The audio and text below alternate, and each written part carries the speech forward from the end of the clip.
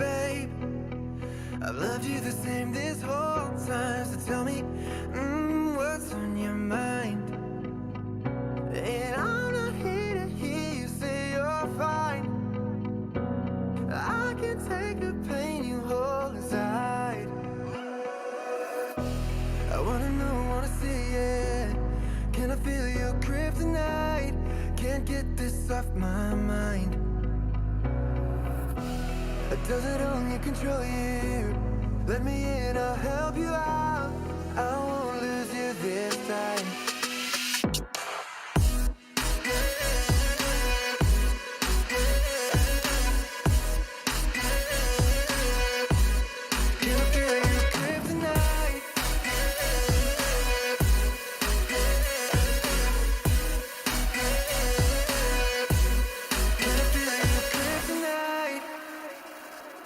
You think you're too far, but I'm where you are, you know. I said I won't leave your side.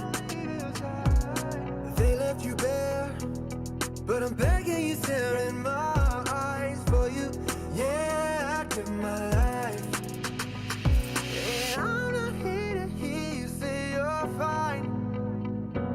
I can take the pain you hold inside. I wanna know, wanna see it. Can I feel your kryptonite? Can't get this off my mind. Does it only control you? Let me in, I'll help you out. I won't lose you this time.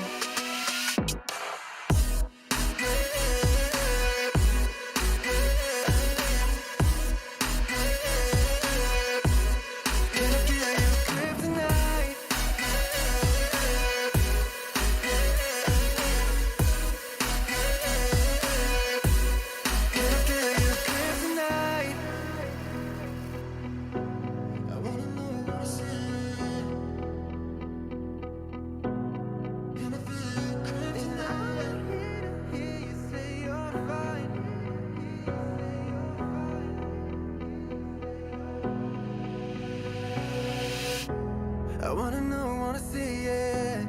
Can I feel your kryptonite? Can't get this off my mind. Does it only control you? Let me in, I'll help you out. I won't lose you this time.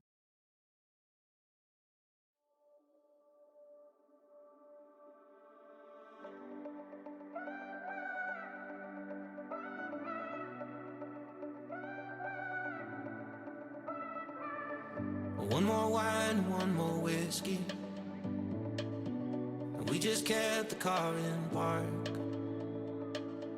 and dim the headlights so we see the stars. Let them tell us where we should start. And I'm scared as hell because there's no way to know how this goes. But I can't help but say I promise to give you my all. But it might break me. It might break me, break me. It might break me, break me. It might break me down. I won't let you down. But it might break me, break me. It might break me, break me. It might break me down. It might break me. It might break me. It might break me. It might break me down. It might break me. It might break me. It might break me. It might break me down. It might break me. The sight of you, it makes me dizzy. And when you're gone, I miss your face. Tonight I'll meet you in our favorite place.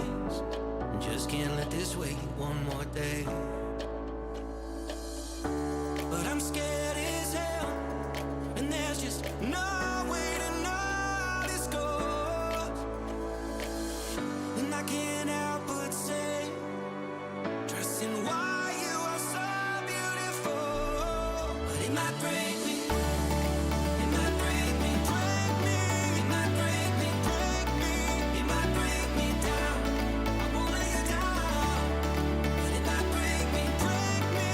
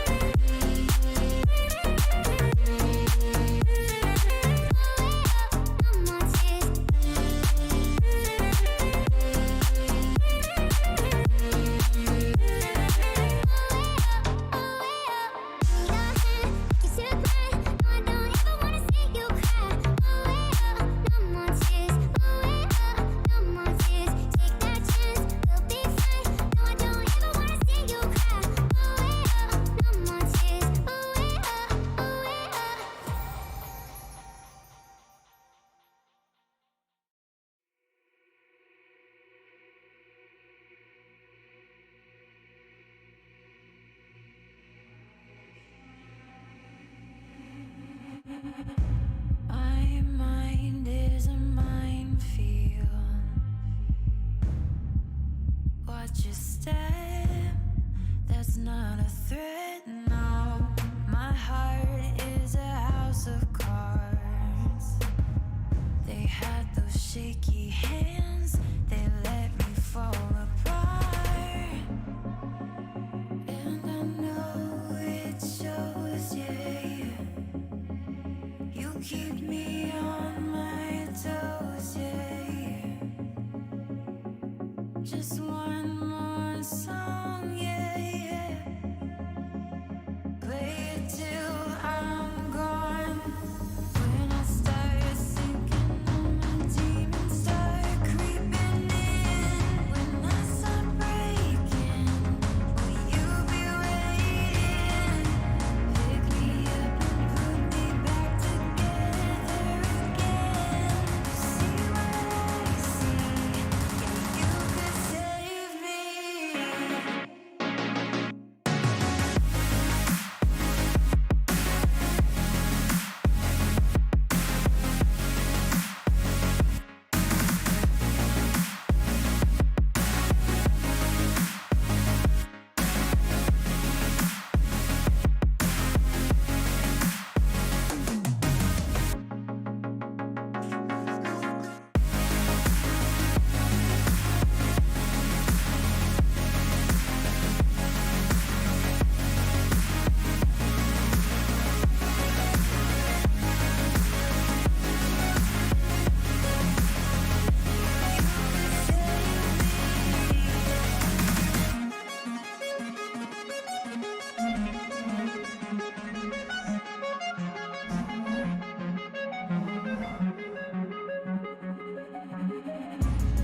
Got me out of my mind, tongue-tied, hypnotized,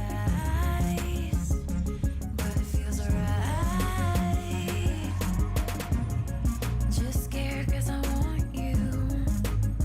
You brought me back to life. Now I'm terrified, and I know it shows, yeah. You keep me on my toes, yeah. Just one more song, yeah. Play it till I'm gone. When I start sinking, all my demons start creeping in. When I start breaking, will you be waiting? Pick me up and put me back together again. See what I see, yeah, you could save me. You could save me.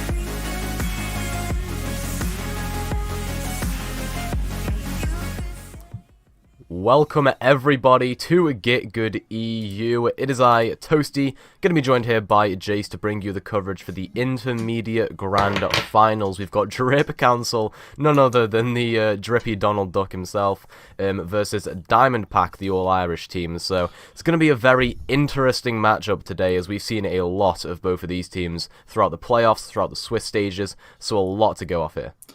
Yeah, absolutely. It's my first look at both of these teams, but in the grand finals, it is going to be a first to four. I believe Drip Council are going to be the favourites for this one. Diamond Pack, they made a little bit of a run through the lower bracket, they've managed to go through the gauntlet all the way through to the finals. So we've heard about the Irish resilience. It's something that definitely the people of Ireland are known for, and I'm sure they'll be happy, even if they aren't, that I call them resilient as a people. But nonetheless, Diamondback looking to maybe for the upset here. They've got 4 maps to do it, but you never know. I've seen bigger upsets in GGU history, that's for sure.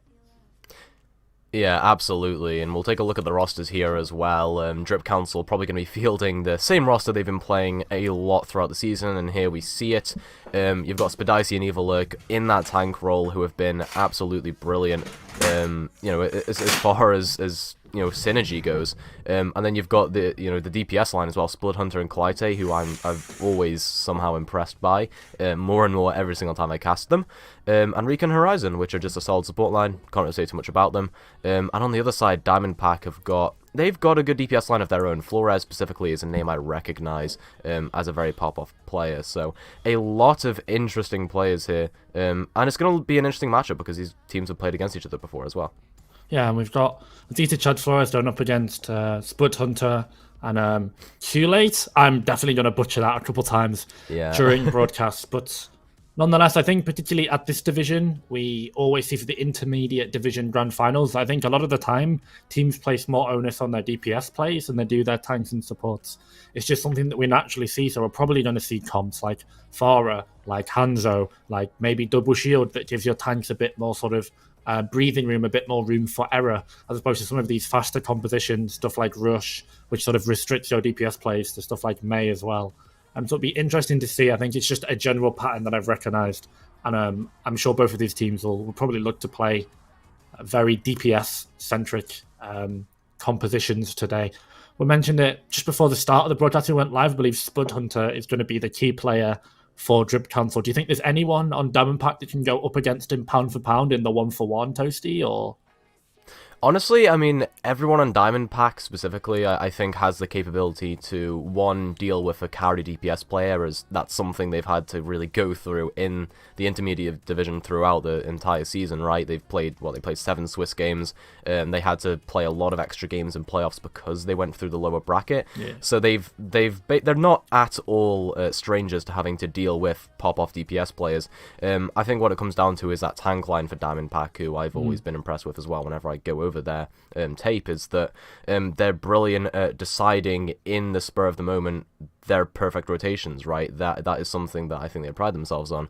And I think if you can do that against a projectile DPS player such as Spun Hunter, who will be playing a lot of Hanzo, a lot of the Farah, if you just rotate well, you're not going to really die as often to stray arrows or stray rockets as perhaps a lower tier team might. So Diamondback just need to, I think, it's not down to individual players, it's down to kind of tank line and their kind of leadership for the team. I think we've both seen before in another tournament that we're both involved in, the power of a projectile DPS player against teams that don't rotate properly. So maybe we get another moment of Hanzo dominance that we've seen across the pond back into EU, back where we both sort of belong. But Diamondback, if they're clean with these rotations, if they can layer their defensive cooldowns of their tanks correctly, if they can back off this DPS, because Spud Hunter on the projectile DPS, most projectile DPS, what they're going to do is they're going to look to spam and then you'll look to overforce cooldowns from a broad composition with Diamondback, for example. So I think the win con for both teams is sort of all based in that rotation. If Diamondback can rotate safely, then they're absolutely money in. But if Drip Council,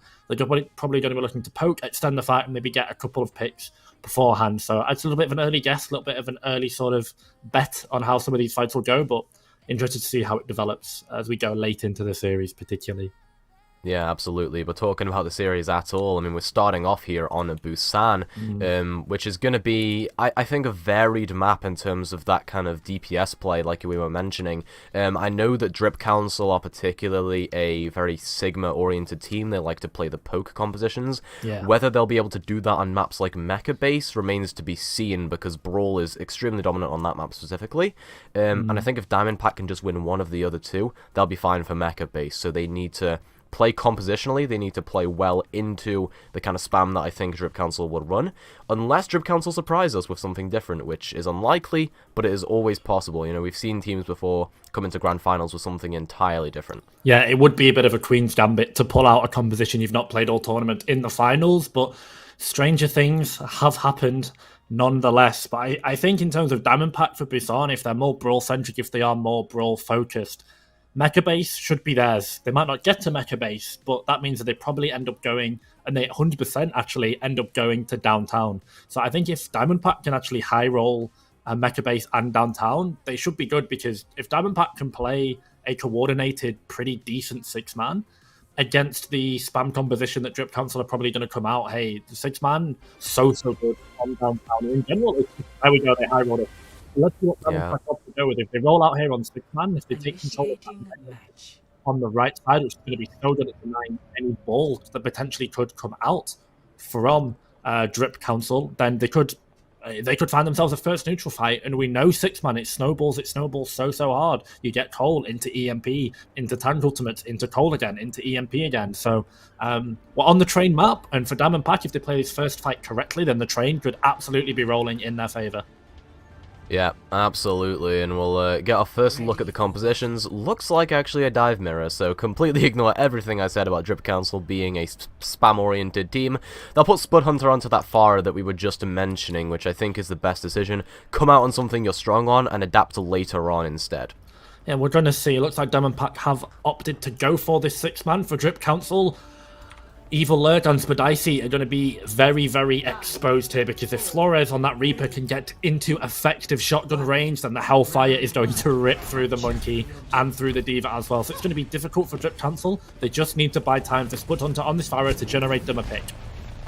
Yep, absolutely, and you see here as well, taking a very wide angle, forcing Diamond Pack into that small room, and really Diamond Pack need to go for a quick engage here. They cannot just stand around and get spammed out here. You'll see they're advancing forward onto the enemy team, and it looks like they'll dive into the back actually, onto Horizon, but nothing really gained from that. Nice peel from Drip Council to kind of mitigate that dive. A nice boop there from Spud Hunter as well, denying the high ground, and again, 50% towards that Mirage. Clyte and Tarth will end up getting traded here though. So it is a 1-for-1 on both sides, and it's going to turn a bit more scrappy in that case, but Spud Hunter is still here, still building up this barrage. Might even have it up in just a moment.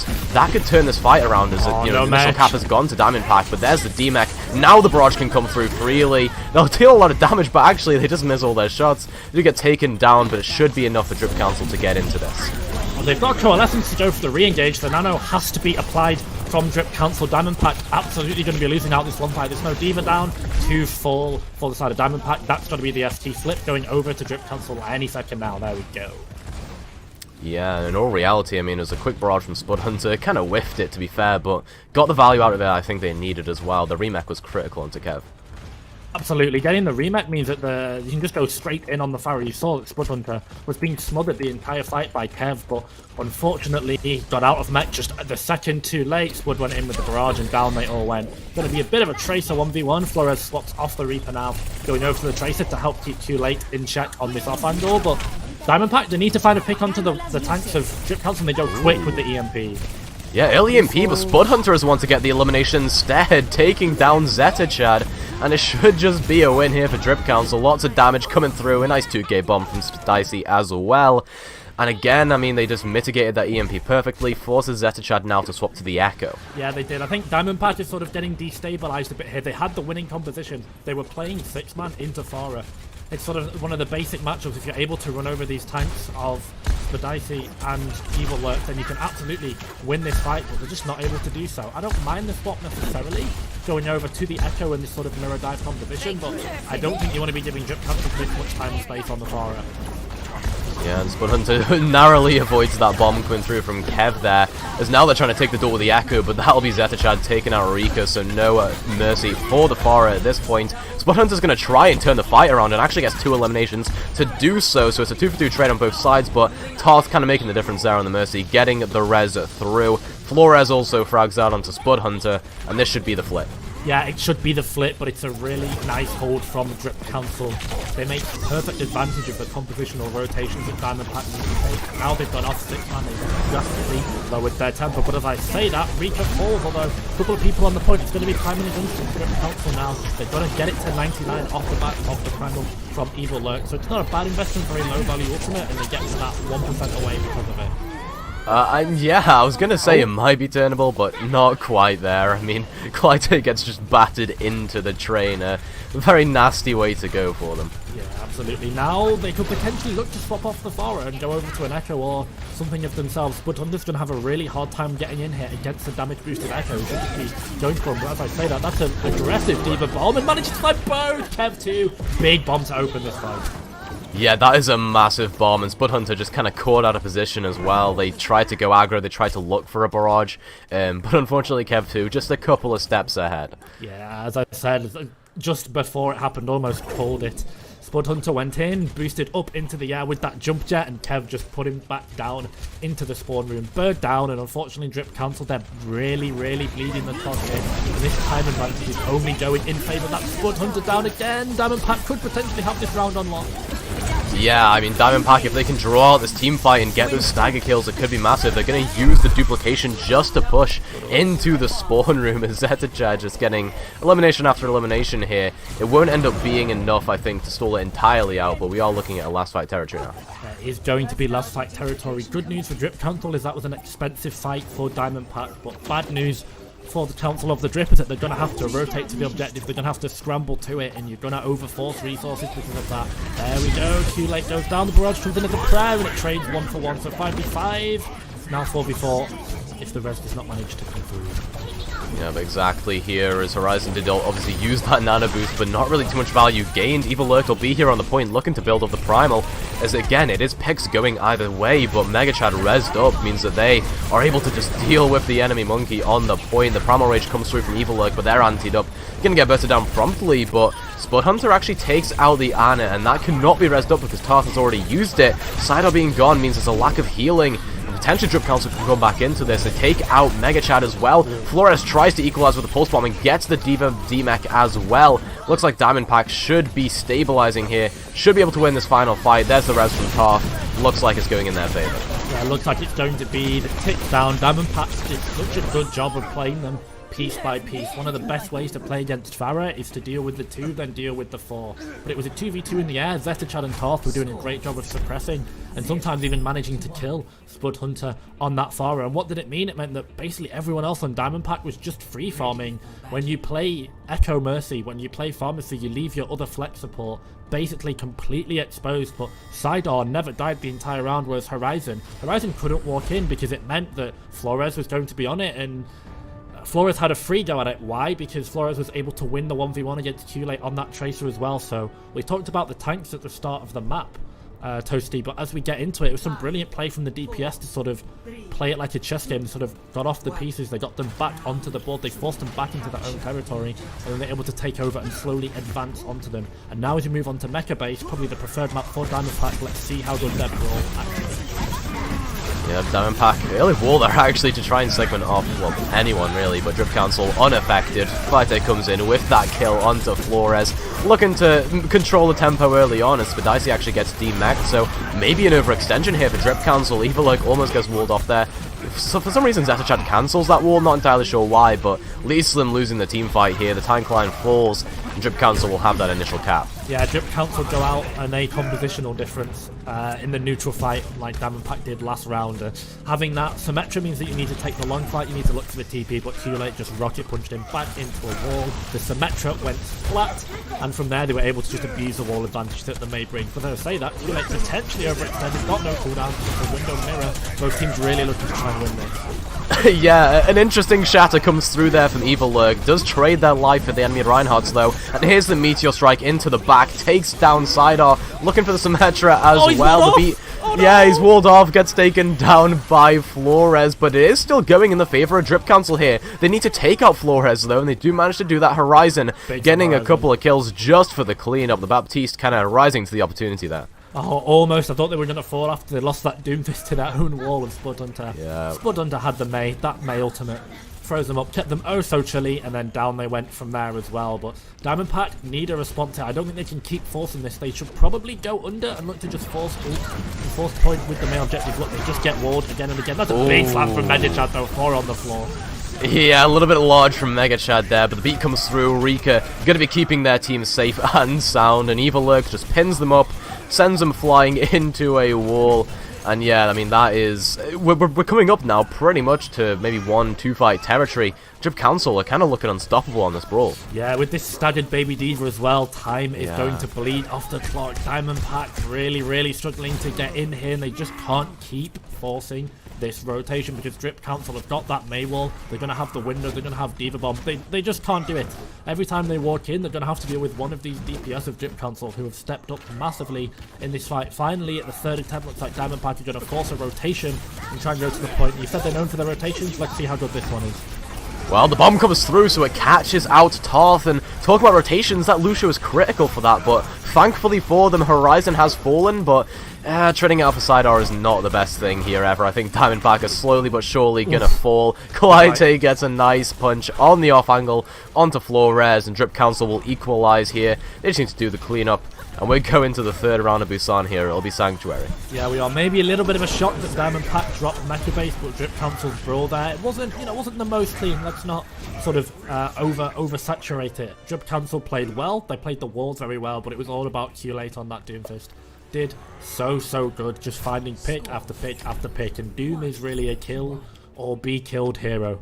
And it's sort of feast or famine, and the Doomfist was the Doomfist had a banquet that round. It was 3 easy pickings. It was turkey leg after turkey leg after turkey leg into a chicken royale. Let's whatever you want, whatever fast food is your choosing. But the Doomfist was feasting that round, and it means that now Drip Council are going to be moving over to, I believe this one is called Sanctuary. We've got the drum, potentially them going to be looking to go over to a spam composition. Spud Hunter, there we go, finally pulling out the Hanzo for the first time this series. So Drip Council's comp is one that I'm pretty familiar with. This is a comp that I've seen time and time, and never mind, I get trolled at the last minute, and it's going to be Sig Hog versus 6-man. So Diamond Pack win the neutral fight potentially. Zitachad just find a hack onto one of Spadice or Evil Lurk, and they are absolutely money in. Yeah, and this is what I was talking about earlier on as well. Drip Council love to whip out these wacky compositions, the Orisa Sigma, the Hog Sigma, and hopefully they can out-rotate this 6-man that comes through from Diamond Pack. Like you say, it is going to be down to whether one of the tanks can be hacked up on Drip Council. As they try and advance forward, almost catch out Kev too with their pants down, but unfortunately doesn't manage to get that hook through. And now the engage comes through, Diamond Pack right into their faces. Spadice hacked up and will get bursted down by Flores. Clyde in the back trying to distract, but it doesn't look like it'll be enough. Flores, the better Tracer in this scenario, and Diamond Pack will be winning this first fight. Yeah, Flores wins the Tracer 1v1 again like he did on Downtown. Drip Council, their tanks demonstrated a little bit of a lack of macro there. They cannot be that far up against a 6-man rush. Why? Because even if they don't manage to land the hack, the threat of the hack should be enough to naturally zone you away. They didn't, they stayed in, they got caught, they got W keyed on, and they fell in seconds. And as I say that, they make a good adjustment over. They're going to be now playing the Brawl, they're going to be playing the Rhine version, so it's sort of the same strategy. Zitachad and Diamond Pack in the first round wanted to go into the tanks. Now Drip Council exactly the same. Look for the Winston and absolutely send the monkey back to the spawn room.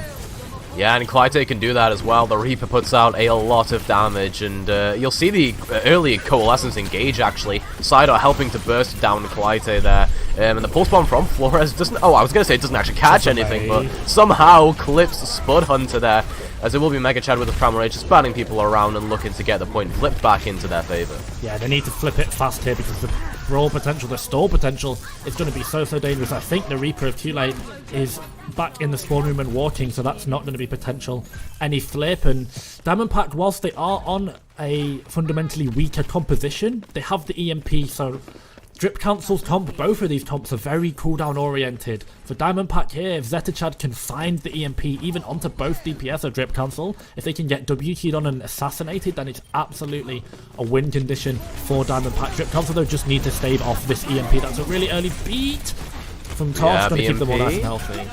Yeah, EMP catches 5 there, and Horizon, Spud Hunter, the first ones to fall.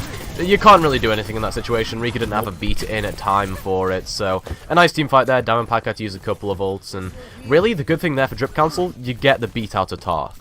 Yeah, and I was actually surprised that Tarth invested the sound barrier there. Was not too bad because you really did need to ult by Tarth.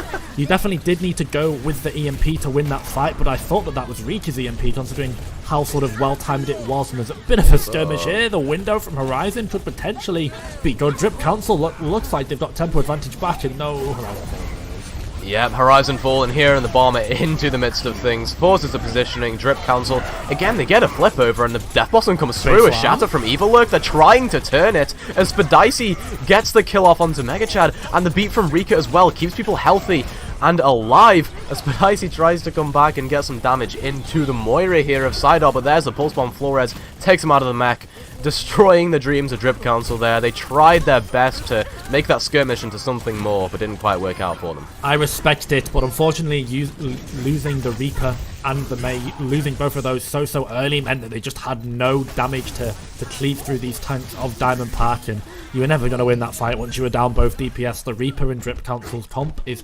so important, and unfortunately for Chile, overextending and not being protected, not being peeled by Spadicy, Rika and Horizon, because if this Reaper can stage himself onto the tanks of Mega Chad and Kev, then they're going to get 2-tapped, 3-tapped, 4-tapped at most, and it means that Drip Council buy themselves so much space because of it. It's 95, Drip Council have to rush to the objective, and they're going to walk straight into the arms of an EMP from Zeta Chad. Here we go, yeah, that's all 6. There's 6 caught by it, and Arika doesn't even have a beat either way. Mega Chad falls though, so Clyte actually getting a lot of damage done here as the Blizzard invested, catches the Moira, and Drip Council somehow in the face of a 6-man EMP turn things into their favor. They'll flip it back over, and now it's looking like they just need to win 1 or 2 fights. Oh, that's Diamond Pack's win condition gone out the window. They had EMP cold and they butchered it. Mega Chad fell early. The EMP was just a second too late. I thought for sure they were going to get Q-Late, the Reaper of Drip Council, and potentially could have turned onto Split Hunter as well, but Q-Late just staved off the damage, and Split Hunter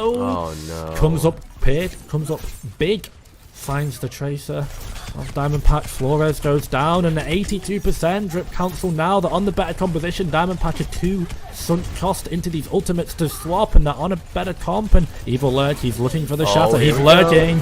Bomb shatter. There's the bomb as well. It catches out the Lucio. Tarth can't quite build up that beat now, and yeah, this pin comes through. You're gonna catch, well, not gonna catch Mega Chad with it, but you deal enough damage anyway. Split Hunter getting a couple of eliminations just to end this map off. There is an attempt at a clutch play. Mega Chad and Flores putting the work in potentially, but the Death Blossom is all that you need here to clean things up. Clyde catching the Tracer with that, helping with the D-Mech as well. Drip Council, I mean, against all odds on this Sanctuary map, they managed to actually win this one out. They'll take map 1. What a weird map, we'll say that much. A very interesting Overwatch, but in that final fight with EMP down for Diamond Pack, you're never going to move a Reaper off the objective in overtime. Too late was just so important being able to shred through these tanks. Diamond Pack just did not have the damage or the cooldowns to beat this Drip Council comp. It was simply too tanky. The Reaper and that Mei just really were absolutely unmovable on this final fight. But Drip Council, they lose that first fight, they send themselves to Mecha Base, they beat the broad composition that Diamond Pack pulled out, and it gives themselves first blood, first map win, and I think they're going to be walking away with their heads held high, and maybe a little bit of sweat going to be wiped off the forehead, because that was close. I think Drip Council potentially kind of stole that map away from Diamond Pack there. Yeah, absolutely. I mean, Diamond Pack, they whiffed that kind of cold EMP engage that should have been so impactful for them. As we are going to have a look here as well at something that I think was critical to that round, the Lucios, right? And we were talking about how the Lucios needed to get the beats up in time. Rika never had it for the EMPs, and Tarth kind of whiffed a couple as well in teamfights that didn't need to. I think that contributed as well, and we'll see here the stats between the two Lucios as well. It was quite interesting to see how those two matched up against each other. Obviously, Rika seeming like a little bit more of a conservative Lucio, as you can see here, but to be fair, they got 1,000 more damage. Yeah, you can see, obviously, these stats are going to be a little bit skewed, inflated, because Rika's team were very comfortable on that last map, and Rika's team just won more fights. When you win fights, your stats are going to be more inflated. You'll take more damage, you'll do more damage, you'll heal more damage, you'll get more assists. It's kind of close, but Tarv's deaths per 10, yeah, 11. That Lucio was just permanently dead, and it's something that I hope for Diamond Pack doesn't become a trend as we head into the rest of these series, because that main support is so important for all these compositions that they play. You can't rotate your Sombra, you can't rotate your Reaper, you can't peel for your tanks, you can't speed your tanks away if that Lucio is dead, and it's going to be something that could potentially be a slight edge as we go into this series. I believe Tarth is going to be slightly lower SR than everyone else in the lobby, so definitely struggling on map 1, but there's no reason now where they can't bring it back for map 2. It's just a case of, I think, playing a bit more conservatively and playing a bit more alongside the Diva and sort of the primary win conditions for Diamond Pack. Rika, on the other hand, had a quietly good map, I think you'll agree, Toasty.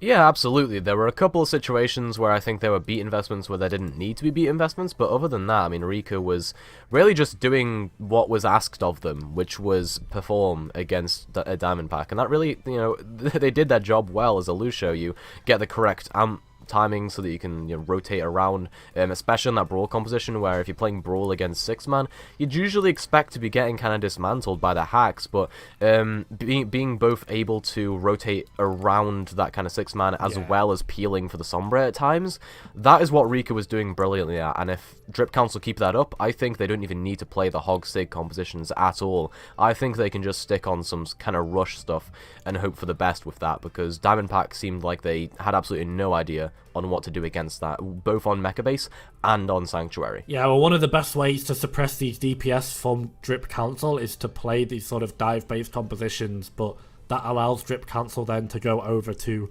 rush-based compositions and just take a slight off angle with a Sigma, with a Hanzo, with, you know, with a Diva, with a Cassidy, for example. So I really don't know how Diamond Pack is going to respond. I think they had win conditions there. Flores was very dominant in the 1v1 against Tulate on those tracers, so that was something that they had down. The tanks didn't do too badly, just in the end I think compositionally Diamond Pack got kind of rolled over in the 2 maps. They didn't swap fast enough, so bit of a macro diff in map 1, I'm going to be honest, with some questionable picks, some questionable rotations and some questionable overlaying of ults, but overall it's very, very close. Diamond Pack absolutely have the individual talent to win it, and I think to clutch up. It's just how much can they tidy up these sort of overall team errors as we get into map 2. Yeah, absolutely. And speaking of map 2 as well, it's gonna be Numbani. So a bit of I think a map that kind of lends itself to what Diamond Pack wanted to play. They want to play these kind of dive compositions. They want to have that Sombra, that Tracer in the backline, maybe throw in an Echo like they tended towards on downtown.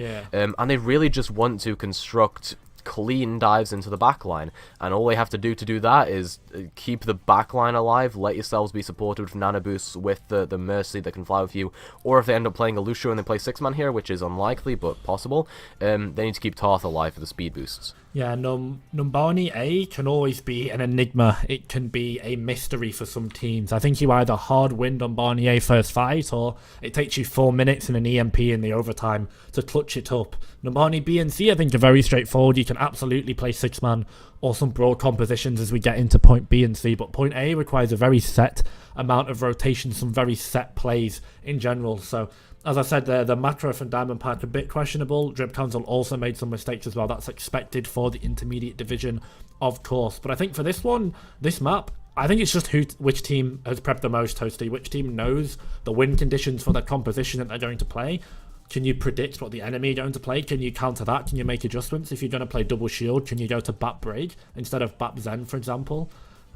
So who knows? I think it's going to be Drip Council to side choice, right? So they should probably go and try and defend first if I were them, but who knows overall. I'm just looking to see what Diamond Pack can do on this map to bounce back and get back in the series, because momentum could really roll away from them if they end up losing this. See, they certainly have the opportunities to bounce back and make their kind of name in the series. They have, you know, beat Drip Council before. They won 3-1 in the regular season against them, so it's not like they don't have Drip Council's number and their playstyle.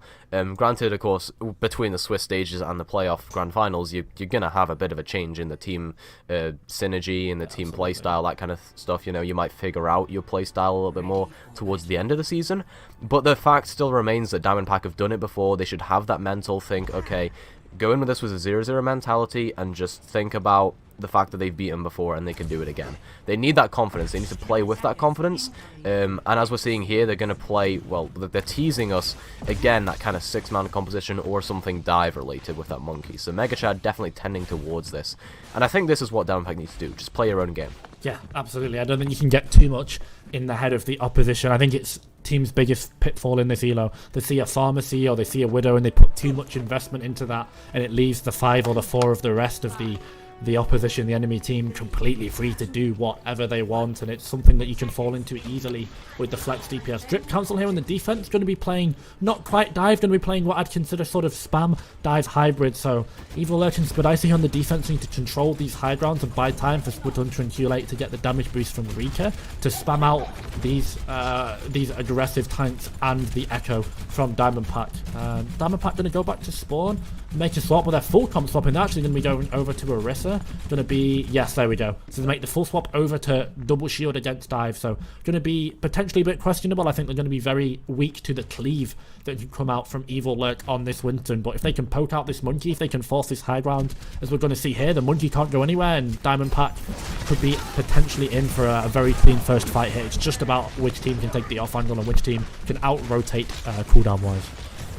Yeah, and Spud Hunter and Klyte really need to just sit here and either get eliminations with stray arrows, or they need to spam out these shields and just gradually kill off Diamond Pack, and that's exactly what happens there. Shield gets broken, immediately the Sigma and the Ashe get bursted down, but saying that, Flores has taken out Horizon and Rika, single-handedly taken out the backline right now, potentially clutching up for Diamond Pack. They are advancing forward with pace now, they're onto the point, and really that was just off of the back of some neat plays from that Hanzo. It managed to deny the remake kill as well there from Spidicy. Brilliant stuff. Yeah, I'm no stranger to a Hanzo carrying a composition on the back, and Flores found 2 headshots, I believe he said both, onto the supports. They went down, and Drip Council, whilst they had high ground control, when both your supports die, guys, guess what? You can't get heals, and that meant that goodbye Drip Council, the tanks. Evil Lurk got 100 to 0 by the Storm Arrows pretty much on their own. The armor burn that came through from the Dynamite of the Ashe did a lot of damage as well. Now Diamond Pack have control. Now they can take sightlines. Kev 2's off on the Sigma to the D.Va, which I think is correct, and I think is definitely a lot better against this dive. But Sidar's window here is going to be so good. Ooh, Flores potentially could find both tanks, force them off the high ground.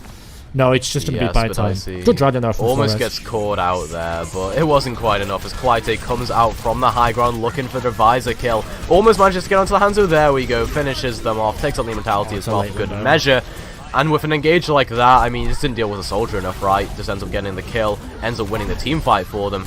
And Evil Lurk with the Primal Rage as well, just doing a lot of work in cleaning up the supports here. Yeah, going to be a little bit of a victory Primal Rage from Evil Lurk, but Drip Council, they get back control of tempo, and they get 3 ultimates for it. It's not the worst thing in the world for Drip Council. Normally, I would be critical of a team that used 3 ultimates in the fight, but Diamond Pack's comp needs time and it needs space, so anything to win the fight. And look at the spam round. Does Spud Hunter get there? We go. Flores did it first round, but Spud Hunter, he's found a pair. He's going to be looking for the Quadra, actually. Gets the mech of the D.Va as well, but I'm looking forward to see how this Hanzo develops, Toasty, because it's going to be really interesting, because both teams on fundamentally different tanks wanting to fundamentally play different ways as this Numbani map develops. Yes, but Hunter has always been that kind of pop-off Hanzo that you can always rely on for, well, engagements like that, just getting 3 kills and concisely ending the team fight. And now they're looking to go on an off angle as well. They can potentially go for a Dragon Strike here. There we go. Cuts off main and actually forces the D.Va out. So Kev 2 gonna be forced into that side room, taken down, demacked. Probably gonna get I was gonna say they're gonna stagger, but hey-ho, they're diamond teams. What you expect? Yeah, unfortunately the stagger's gonna come out a bit too much. I'm sure they'll come out later in the series, but for that, it's whatever. It's alright. Potentially with the spawn being that close, I don't mind it, but they have been 1 fight ultimate win for Diamond Pack, leaves them in a really good position. Now Drip Council just need to respond. They need to respond quick. They've gone back over to the dive tanks. I like it. They found Mega Chad, perfect pick. So that's no Monkey, that's no Cleave, and that's no main tank. And they get the sleep onto the Tracer in the back as well. Zeta Chad gonna get dinked up there, taken and down. And Drip Council, again, I mean, it seems like they just win these team fights from the moment they start, whether it's a sleep onto a Tracer or taking down a tank immediately. Diamond Pack have to change something up here, fundamentally, in how they're playing. I think it's a case of playstyle and rotations as opposed to picks. They're just sort of forcing it with the H key right now, Toasty, and it's not working because they're not doing anything to get rid of the angles, get rid of the pressure that Spud Hunter and Q-Late are doing. They're both sat so far back on the Drip Council DPS, and they're just cleaving and going. There we go, finally, Spud Hunter falls, but the nano onto the soldier means that you've got another carry to deal with in this fight. Yeah, and here we go, Spud Hunter on the sidelines, looking to take the duel with both the D.Va and the Tracer, but it's Klyte, it just ends up getting all of the value there. 2 kills with the visor, why not? And again, I mean, that's just, what, 1 ultimate to win an entire team fight? I mean, come on, it's Drip Council, they need to what Diamondpack need to do is dislodge Drip Cancel, right? Spud Hunter and Kalite are just issues right now. Yeah, Karate and Spud Hunter absolutely hit the nail on the head. Those two really are the problem players, and just being able to sit on these angles and poke. This isn't a hold that I think I've seen pretty much ever in terms of both dive teams, but look how aggressive, look how far up Spud Hunter is, and the tanks from Drip Council just buying so much space and time. That's a 2k bomb again, and just 2 picks. Drip Council, it's so comfortable for them right now. Diamondpack, please just reset. Go with the Nano, go with the Valkyrie, go with the copy, because you've got 1 minute left on the clock. Really just having your time drained by being wasteful, by not being aggressive enough, and not really identifying the problem and just going. The longer that they hesitate, this team Diamondpack, the longer that these tanks hesitate, means that it's more time for Spud Hunter and Q8 to find these headshots and find these picks onto the squishies. So 45 seconds left. It looks like finally they're going to be going with the Nano engage. Yeah, there we go. It's into the back, takes down Kalite first, and even though there has been a DMech onto Kev too, so it is still winnable here for Drip Council, but Megachad going with a Primal Rage, looking to just disrupt everyone, prevent any sort of sanctity in this team fight whatsoever for Drip Council. But there we go. I mean, a duplication from Zetachad, looking to still turn it back into their favor after that kill onto Horizon. And really, I mean, they should just be pressing this one forward. There's no way this gets turned around, and there we go. Ends up taking down the back line to finish it off. And this should be just a second point cap, a bomb investment? I'm not entirely sure what that's all about for Spadicy, but here we go, the cap comes through. Yeah, it does come through basically in overtime. It's a really greedy fight for Drip Council, because not only do they lose this committing 3 or 4 ultimates, now they then don't have any to snowball. Both teams have their ultimate wells drained dry. It's only going to be the DPS ults for Drip Council, actually. Diamondpack used a lot into that fight, but guess what? They capped, they can go back to spawn, they can counter swap. Megachad going over here to the chaddest hero of all, going over to the Reinhardt. So whilst they're still on a dive-centric composition with the Reinhardt, just having Megachad's hammer, being able to cleave into these types of evil legends, but Icy could mean that it keeps Drip Council's DPS at bay for just a second and a half longer. There's Attack Visor though, and Forest again, Q-Late just gets a kill off with it, takes out the Tracer, takes down the Echo, and like, it just seems like the DPS line is single-handedly carrying Drip Council in these team fights. They're getting kills before the team fight even starts, it feels like. As soon as Diamondpack try to engage, now they'll be making the full swap onto the Brawl though. Yeah, there we go, they finally make the full swap. I don't mind that they just go with the ultimates. It's an interesting one that they go with. They basically go with this sort of San Francisco shock-like comp that we've seen them play. It's almost like the anti-Farah Brawl. So what Zetachad and Flores need to do is just stave off Spud Hunter and Q-Late, get them to disengage, and then go on the tanks of Evil Urchin Spadicy. But this is a really difficult composition to play. They've got the Nano on board here from Sidar, has to put it onto the Reinhardt just to keep him alive in the fight. No, the nade is going to come true and keep him up. Yeah, and now they have to use onto the D.Va instead, so now it'll be Kev2 into the back to try and take down the players that were hiding up there. It will actually be the kill onto Spud Hunter, and Diamondpack are going to start driving this one forward potentially. They're doing it in OT though. They still have to win a fight, right? Drip Council can still come out and stall this, but Spadicy's in the back. That could be a nice stagger kill for Diamondpack to obtain. Yeah, it could be. It's a bit of a D.Va 1v1. Spadicy actually winning it, which means that Kev, you really cannot get demeched here. It's going to be probably a bomb to come out from both D.Va. Spadicy, no, his bomb. How does that find 2? Oh no, I have no it's a idea. For Diamondpack. Oh no. Yeah, Diamondpack look like they're just going to fall one by one here. I mean, Evil Lurk comes through with the Primal Rage to take down their opposing number on that main tank position. Overtime Wick ticks down. And Diamondpack, they fumble it at the last minute there. They allow that bomb to get 2 kills. And Drip Council, they shouldn't keep getting away with this. I'm telling you that much. Like why can planes fly? Like, how on earth did that bomb kill 2? Like, these are some of the biggest mysteries of the universe, ladies and gentlemen. Top 10 questions science have yet to answer is how on earth that bomb from Spadicy killed 2. They knew where he was. They knew where he was. How to be able to fly? Literally, by all. Is that the start of the B movie script? Yeah. Oh my god. Zoomers, man. Zoomers, man. SMH. Anyway, they knew where Spadicy was. They knew where he was. He was in the backline. He was started out. There's no shot in 7 hells that Kev didn't say, guys, there's a D.Va behind us. And they didn't say, yeah, bomb's going to be coming onto main. You could see him boosted up, throw it up into the air. It was just the most YOLO bomb ever, because Spadicy was going to lose his mech. And he found 2. He found the Lucy. I believe he found Tarth. And he found Flores. So I don't want to flame Tarth, but Tarth yet again has died to a bit too many D.Va bombs this game. Whether they've been tactical and a big placement from Spadicy, but as a main support, as a Lucio, you can't be getting caught out to D.Va bombs because you're just so mobile. You should be able to find cover. Bit of a rookie mistake there to get popped by these bombs too many times, but it's given Drip Council a glorious win condition. Just finish the map and you find yourself 2-0 up in the series. Yeah, and I think Drip Council would very much love to be 2-0 up in the half, because then they get that kind of break where they can both reset in terms of like, okay, what do we want to do against Diamond Pack coming into the future, but as well, I mean, you know, they also get that kind of mental reset, so it should be brilliant if they manage to get this win condition through, and in all reality, it's very achievable. Completing the map on Numbani is not hard, especially if you're playing a very snowball-esque composition like this, right? Yeah, the ultimate rotations are what you're looking at for Drip Council here. The Nano Blade, you got a duplication that you can use just here and there.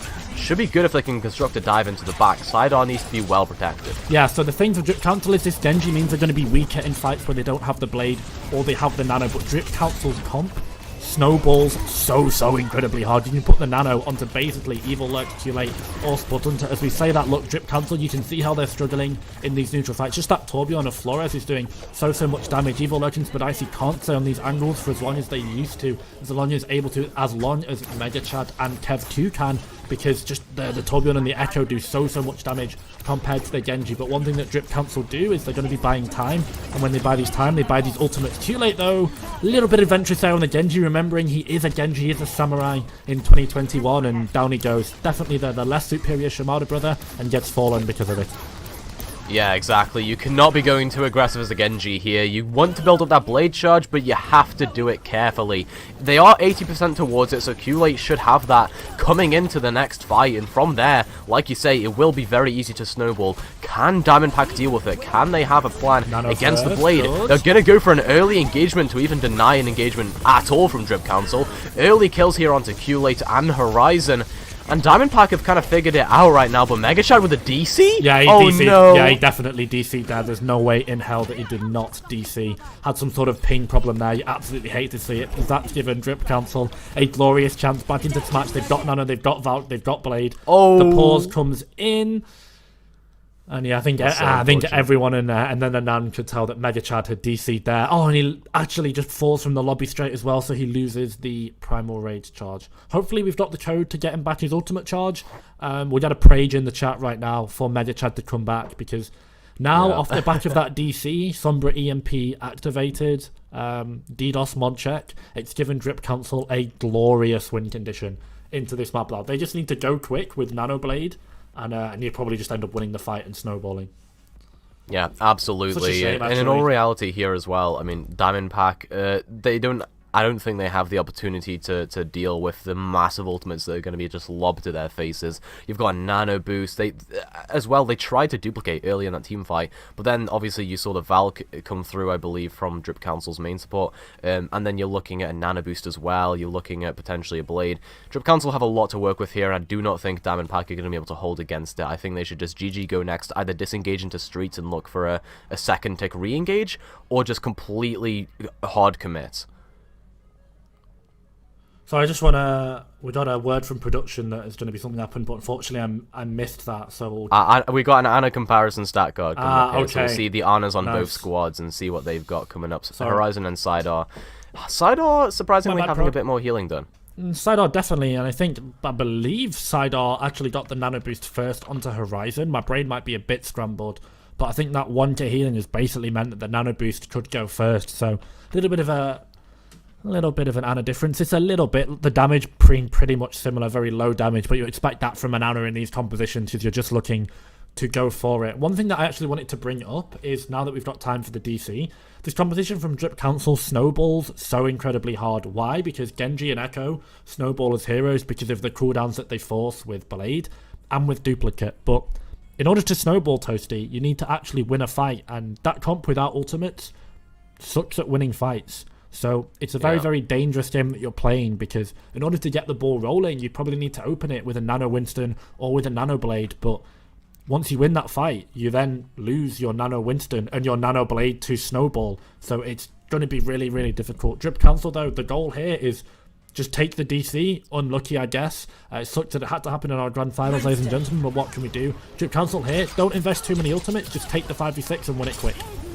Yep, here we go. I mean, there's an early kill onto duplication there, and now we have a look. Yeah, okay, so the Nanoblade comes through. They're going to get into the back, actually. Almost gets taken down by the Molten Core, but... Oh, they dash into the bomb. Clearly. Oh, that is tragic for them. Moment. And now, I mean, it should still be a win for Drip Council, but they are slowly falling. Evilurk going to slowly lose that health pool. Mega Chad gets taken down by Spadice's bomb, though. This could be the savior of Drip Council in this team fight, as Spadice looks to contest that high ground now. Evilurk has a Primal Rage as well, so can use that if they feel like they're in any danger. It should just be a win. There we go. It will be Flores falling, and Diamond Packer slowly going to fall one by one. I say, as Zeta Chad gets a kill onto Horizon. It's gone completely in their favor now, as it will be a bit of an Echo Diff taking them down, and now the copy comes through, but is it in time? Rika's going to end up falling, and now it's down to Spud Hunter. Can they actually get kills with this? But no, Evilurk's going to end up falling, and Diamond Pack have come back into this. Diamond Pack have done the miracle of all miracles. They won a 5v6 against Nanoblade. It was really bad execution from Drip Council, even though the Nanoblade managed to find 2. It forced everything. Even if Drip Council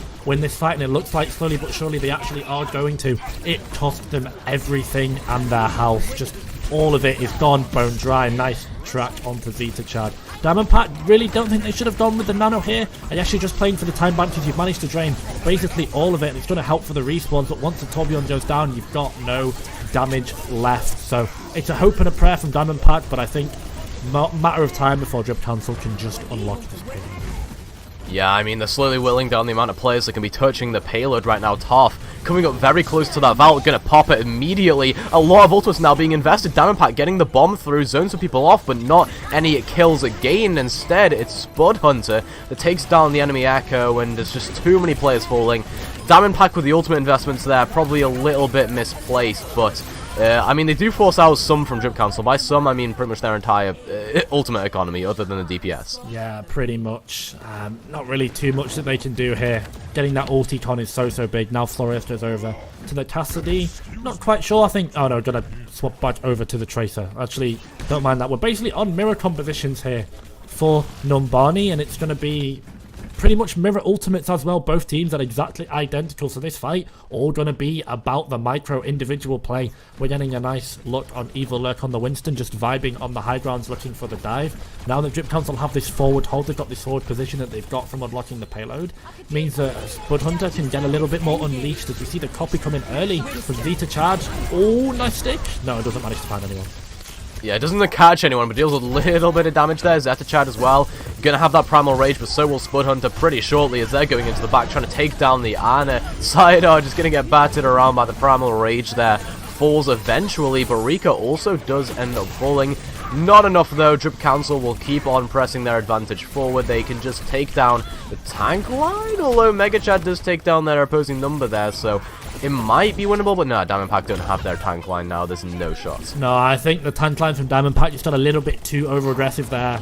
I've seen Kevin these fights and these 3v3s, though, a bit too aggressive, and it's costing Kev to his mech, and it's not good because it means that the D.Va, no mech, no matrix, and just the presence of this D.Va is so good in this composition, and you really can't afford to lose early. Q-Late, though, gets the perfect stick onto Sidar, who just managed to get Nano, so that's going to be a huge snowball opportunity for Drip Council, and with 2 minutes left on the clock now, you've got a perfect time bank. You're going to get enough ultimates, you're going to snowball, you're going to get the Nano, you're going to get the Primal, you're going to get the copy if you choose to do so. Drip Council coming up on a wealth of ultimates compared to what Diamond Pack have already got, so this could get messy in the final 2 minutes here of Numbani, but the win condition for Drip Council, same as it's always been, complete the map.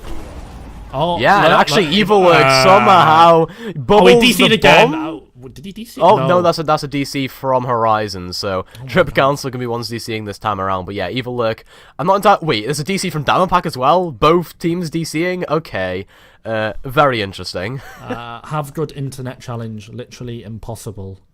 This might be something that's done on server-wide, because very rarely do you see 2 DCs at once, so potentially if... I don't know, obviously you said Diamond Pack were an all-Irish team. Maybe if the flex support from Drip Council is Irish, then that's potentially a problem that we've seen there, but the likelihood is low. It's very low. EU internet is not the most reliable. It is pretty stuffed, but you know what's more stuffed is the Overwatch servers, because they're literally rotting in the back halls of some Blizzard room somewhere, because this game's not been touched in like half a century, it feels like. So when we get updates, we'll let you guys know, but for now, both of these teams respawn, this flex support respawn is going to be way, way quicker than the main tank respawn is going to be for Diamond Pack. So Drip cancel again, just playing the luck of the draw and winning the DC diff. It would suck if Diamond Pack lose this map off the back of 2 really crucial DCs, but I think they're going to. Yeah, who knows? I mean, it is definitely likely. As we see here, we got some stats from the Echoes on both sides. So obviously we had a recent swap onto Echo from both sides. And they are playing that mirror composition. So here's Spud Hunter doing a little bit better. And by a little bit better, I mean double final blows of Zeta Chad. So you can definitely see that this is down to Spud Hunter and just how aggressive they're playing into the backline. Probably getting a lot of assassinations onto people like Tarth, I would imagine, who have been falling first in a lot of these team fights. Yeah, we're seeing the double final blows. We're seeing 6 more deaths per 10 come out from Zeta Chad. So Zeta Chad's definitely been a target for them, and as they should, because you cannot leave an Echo to live. You cannot let an Echo breathe in your lobby on Numbani, because they're just going to dominate because of it. We've seen the 4 more ultimates used, and I think that's potentially costing them a little bit more damage and deaths as well, because Zeta Chad has gone over to the Monkey a couple times here with this copy, and it's meant that they just end up getting overextended once they come out of the duplicate because of it. But that damage differential is 1.7k. If you think about 1.7k in terms of HP, that's 4 and like 1/4 Winstons in terms of damage. So let's sort of put that into perspective. It means that every 10 minutes Spud Hunter is killing an extra 4 Winstons compared to Zeta Chad. So that's so much damage. Obviously it's not actually 4 Winstons because of the healing that can come in from both supports, but just being able to generate your ultimate a lot faster. 1.5 is a lot more when it comes to generating the duplicate, and as we said, Drip Council's comp needs to snowball, and one of the ways that it snowballs is with the Echo duplicate. So bit of an Echo diff there as we've seen, but I think the stats overall, because of these 2 maps and the way that they've gone, Drip Council are always going to have better stats individually compared to Diamond Pack. Yeah. It is certainly very much weighted into their favour, but I think the most surprising statistic for me there was the fact that there's 1.7 deaths for Spud Hunter. As now we are getting back into things, so Mega Chad and Horizon are back in the lobby. Seems like both teams will just poke around waiting for their players to get back. As Drip Council rotate back, they do not want to be having anything to do with that. Yeah, I believe Drip Council actually lost their Anno and they lost their Nano engage, so losing the Nano is going to be really big because that's the primary win con for Drip Council, so potentially, actually, I thought it was going to be Drip Council favoured. It's a lifeline here. Oh, Spud Hunter, please check both ways before crossing the choke. He's going to walk into a pulse bomb. There we go! Bit of a there we go. Spud Hunter gets taken down. Again, Drip Council going to be forced to back up here in this team fight. You cannot go in without that Echo. Zeta Chad just has complete free reign. You see the Nano Boost come through there, actually, but it doesn't really catch too much for Diamond Pack, I think. In fact, they're going to lose their Diva, so they are going to be the ones supposed to back up here. This is going completely wrong for them. There's a pulse bomb, comes in, doesn't actually catch anything for Q-Late, as now it is down to Zeta Chad, going to duplicate the Diva, looking to peel for the Monkey, but it will be the Trace of Fallings. I don't know how that has happened, but Flores out of this team fight now is really detrimental for them. The bomb into the back, this could be huge. Horizon ends up getting taken out there, but the bomb doesn't catch anything. Instead, it's Mega Chad that falls. It is going both ways right now. The Echo's definitely popping off. There's a bomb, though. It'll catch Sidar, and somehow, this is just a scrappy mess of a team fight. Bomb into the point. Doesn't actually catch anything there, though, for Diamond Pack. And now it should just be the payload rolling forward. You'll see the Monkey return, but Flores has fallen to their opposite number there of Q-Late, but no one's on the payload for Drip Council. Yeah, rare sighting Q-Late winning the 1v1 there. Flores popped off so hard this fight. Actually, I think, by the skin of his teeth, managed to win the fight for his team. Just staved off. Managed to eliminate both these tanks, but it's a really quick re-engage. Spudicey gets the Nano and looks straight for his opposite number. Kev 2 on that Diva. Yeah, and there's that pulse bomb. Flores doesn't catch anything with it, though. That's an uncharacteristic whiff for them. Wait! And it's a C9. No. Drip Council. They do not touch the point in time. They forget that Overwatch is a game of objectives. And, well, we are going to 1-1 in this series. I'd like to say we've got a series on our hands, but honestly, that does not feel very much deserved for Diamond Pack. I think Drip Council had the advantage there. They just kind of C9'd. I think it was a gargantuan throw for Drip Council, but I think also justice considering how well Diamond Pack managed to stabilize that map. They lost 2 people to DCs at 2 crucial moments in the game, so yeah, I don't quite want to say justice because that feels like Drip Council sort of feel a little bit undone there, but listen, guys, it's an objective game mode. You have to stay on the payload. you just have to stay on the objective. I don't really know what to say. If you don't get on the objective, then you can't win the video game. So it's going to be 1-1. Interesting series. I thought for sure Drip Cancel were actually going to win it, but maybe losing that nano and then getting that stick onto Spud Hunter that Flores managed to get was a bit more game-winning than I first originally thought. Yeah, definitely, and as well there, I mean, you know, you look at Drip Council, they had an advantage in that last fight. They looked like they had the initiative, at least, coming into it, but I think the initiative was that they overextended so that they couldn't touch the payload, and then the people who were getting battered on the backline by the enemy team also couldn't touch the payload. You can debate whether or not it was an intentional C9 or an unintentional one, or whether it was in their power, but alas, it happened, and now we're at 1-1 in this series. We are going to take a look at Diamondback's Diva here, who was doing a good amount of work, actually, throughout that. Oh, no, sorry, the Ana of Sidar. So, I mean, the healing dumper 10, we looked at this before, the healing dumper 10 isn't as high as perhaps it should be, but what you really want to look at here is is the assists, right? How well is nades getting value? Yeah, the nades and the nano boosts as well are going to be inflating that rank. I think it's something that is quite it's a normality at this elo. The Ana players in sort of the intermediate division, in sort of this mid diamond SR, to be a little bit low, and obviously in a dive mirror as well. Let's take into account that both these Ana players are prime target number 1 for 4 players on the enemy team. Both dive tanks, the Tracer and the Echo, are going to be gunning for the Ana. Why? Because in any dive comp, your flex support is always a win condition.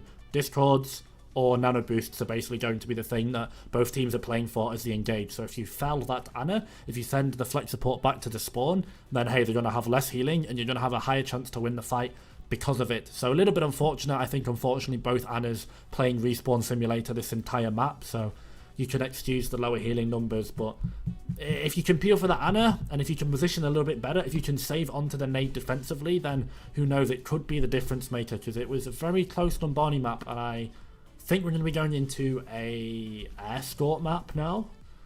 Yeah, we'll end up actually being Rialto as our next map just after this break. Don't go anywhere, chat. We have an absolute banger of a series on our hands, so make sure you tune in just after this 5 minutes.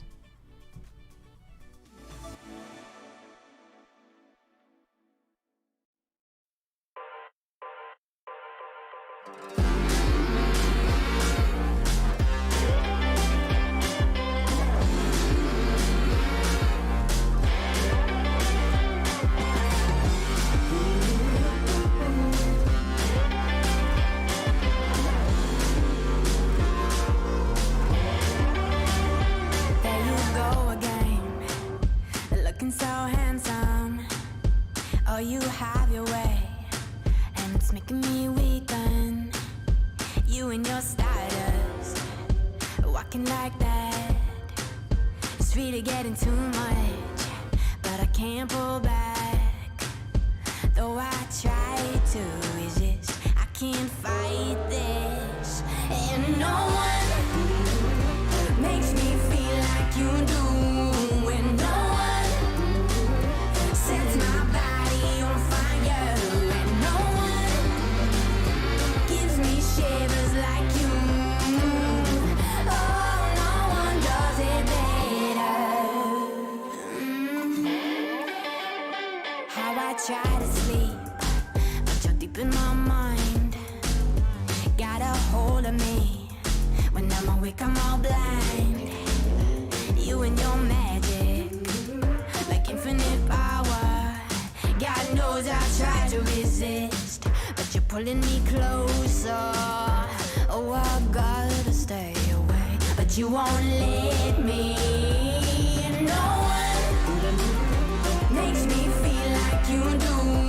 And no one sets my body on fire.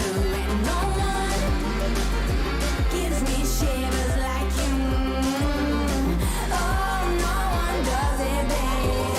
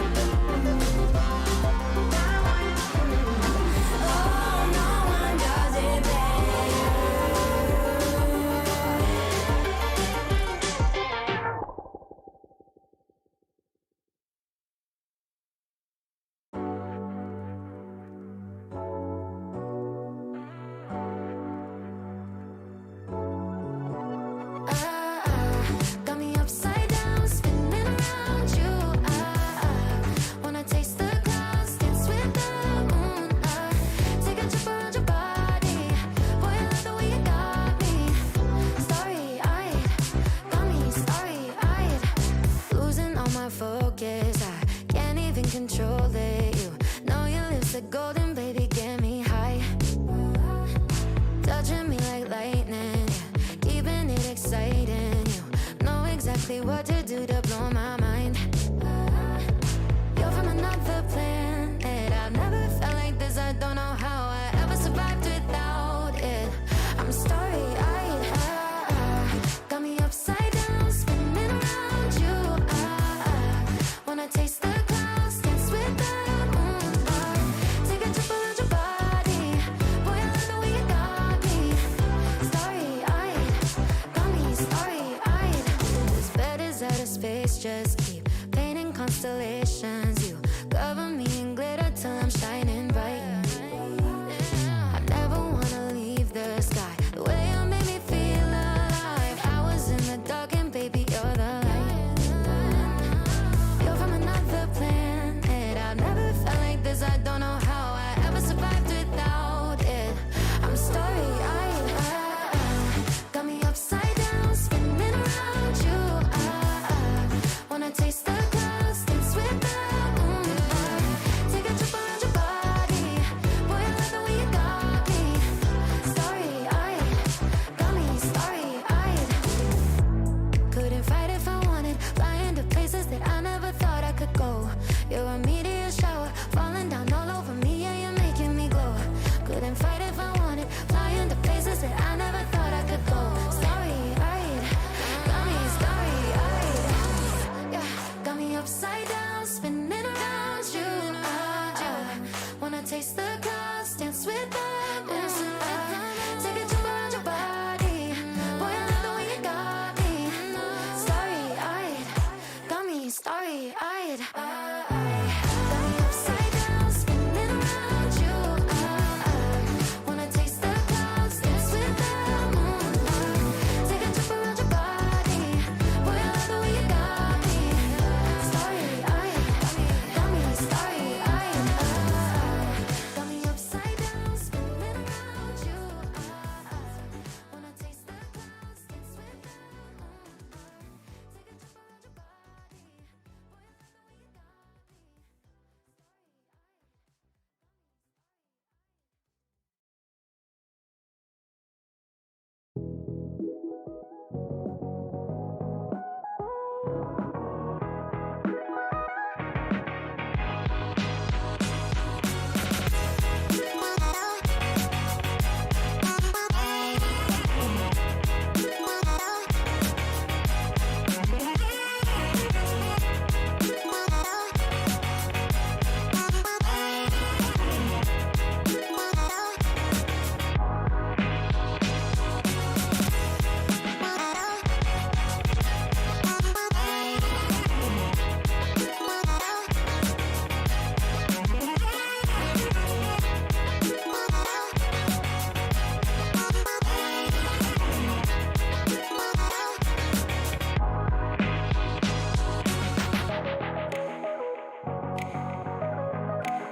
me.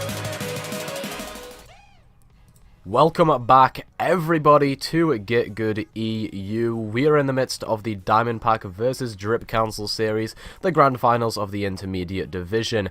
And, well, Jace, but when we left off, this was kind of an interesting discussion about that C9 that happened on Drip Council's part, wasn't it? Yeah, the C9 was interesting, to say the least. I think it's given Diamond Pack a glorious chance to go back into this series because it demonstrated a really nice control of map space, and that really allowed their tank to sort of suppress the DPS of Drip Cancel in a lot of these fights.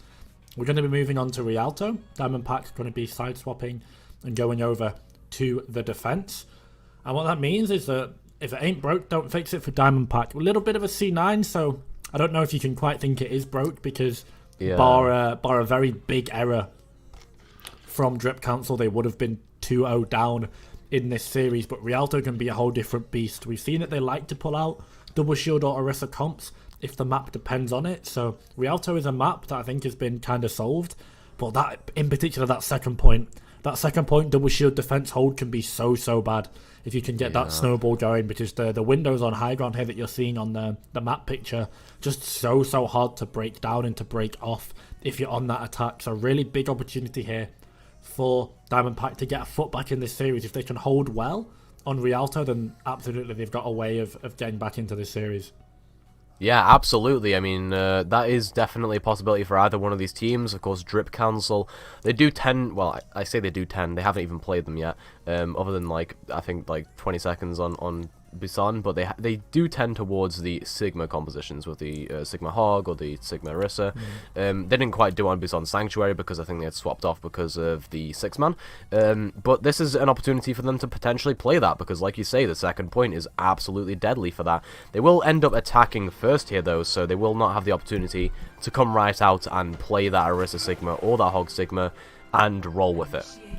We're going to see, we've got a little interesting narrative developing here. It's sort of Spud Hunter versus Flores. Both of these DPS have been sort of on fire and taking the front seat in the driving seat for both of these teams as we get Boat Champ once again. This is every observer's favourite view to open the map, by the way. If you ever work on Rialto, your observers will always go to the Boat Champ to start the game. So maybe if you're in chat, I can get a Boat Champ. If not, then you know what, understandable. Is one of my favourite emotes, the little gondola robot. But we'll see what both teams pull out as we're sort of just buying time here. Diamondpack going to be opting away from the double shield, going over to a sort of more poke-based dive composition. Megachad and Kev clearly very comfortable on this Winston, on this Diva. So for them, it's just going to be a sense of comfort and control. Sidar, we saw the stats from last map. Definitely need to up that healing. Definitely need to up those offensive assists. But for Drip Council, we're not going to get their composition locked in till probably just as the gates open. They could stick on this, but it'll be interesting to see what they go up to. Double sniper though, looks like it's going to be a very Drip Council composition to really let Spud Hunter get this off angle with Spadicy and sort of plow into the DPS and supports of Diamondpack. Yeah, absolutely, and the Widowmaker versus Widowmaker is something I want to take a look at, because Q-Late has been a little bit of a menace on the DPS role so far, and it's whether Flores can actually keep up with that. You see Q-Late is actually looking for a very, aggressive angle there onto the enemy Widowmaker. Doesn't quite catch them though, doesn't quite clip their head off with the shot. And Diamondpack are playing very conservative. I like this. You want to construct a dive onto Q-Late when they really don't expect it. But they have been scattered out in this corner, so you're not going to see that. Instead, you're going to see an immediate kill onto Mega Chad there. This is what I mean, Drip Council. You can't really do much against Drip Council when they're on this Hog Sig unless you're playing a composition that counters it. And this composition does not counter it. Absolutely not. And just those two tanks holding that high ground. Not sure where Kev2's DM was against that Roadhog hook, but it dropped and it meant that Megachad just got a one-shot Evil Lurk. If they can get into hooking the Winston, then it's going to be so good that Roadhog just the bane of any Winston's existence. And now Drip Council go forward, they take space.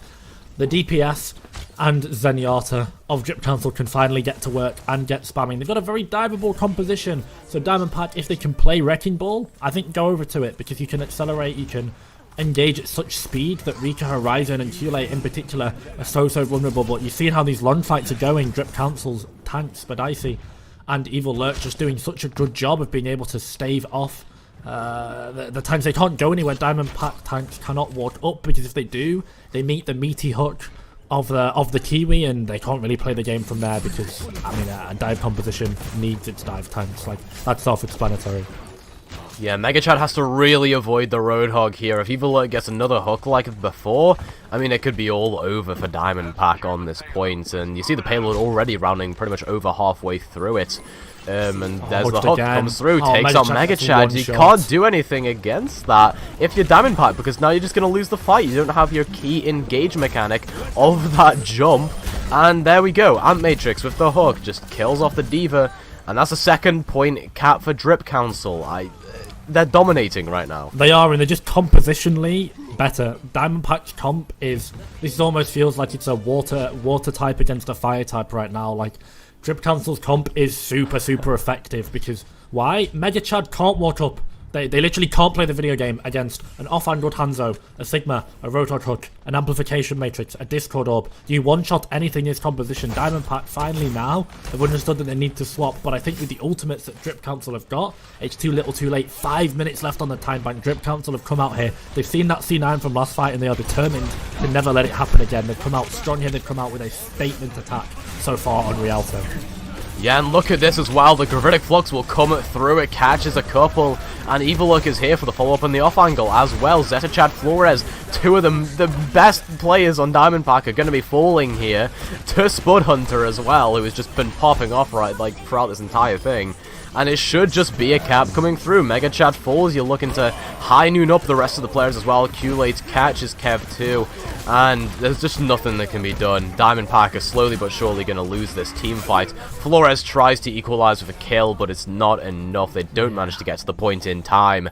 And Drip Council are coming back into this with a vengeance. That's a demoralizing defense there for Diamond Pack as Drip Council any percent Rialto first. They do it with 4 minutes, 38 left on the clock. That's a monstrous time bank. I don't quite want to call this map done because we've seen it before. Teams will get snowballed and they'll lose momentum and they'll choke. But Drip Council here, they're going to have to, they're going to need sort of, Diamond Pack is going to need a miracle to go up against this time bank. It's going to have to be a C9, a complete tilt fest, 4 or 5 DCs on Drip Council. Might have to take out the IPs if you're gonna think of getting yourself back in this map, because there's 4 minutes 38 left on the time bank. We saw it.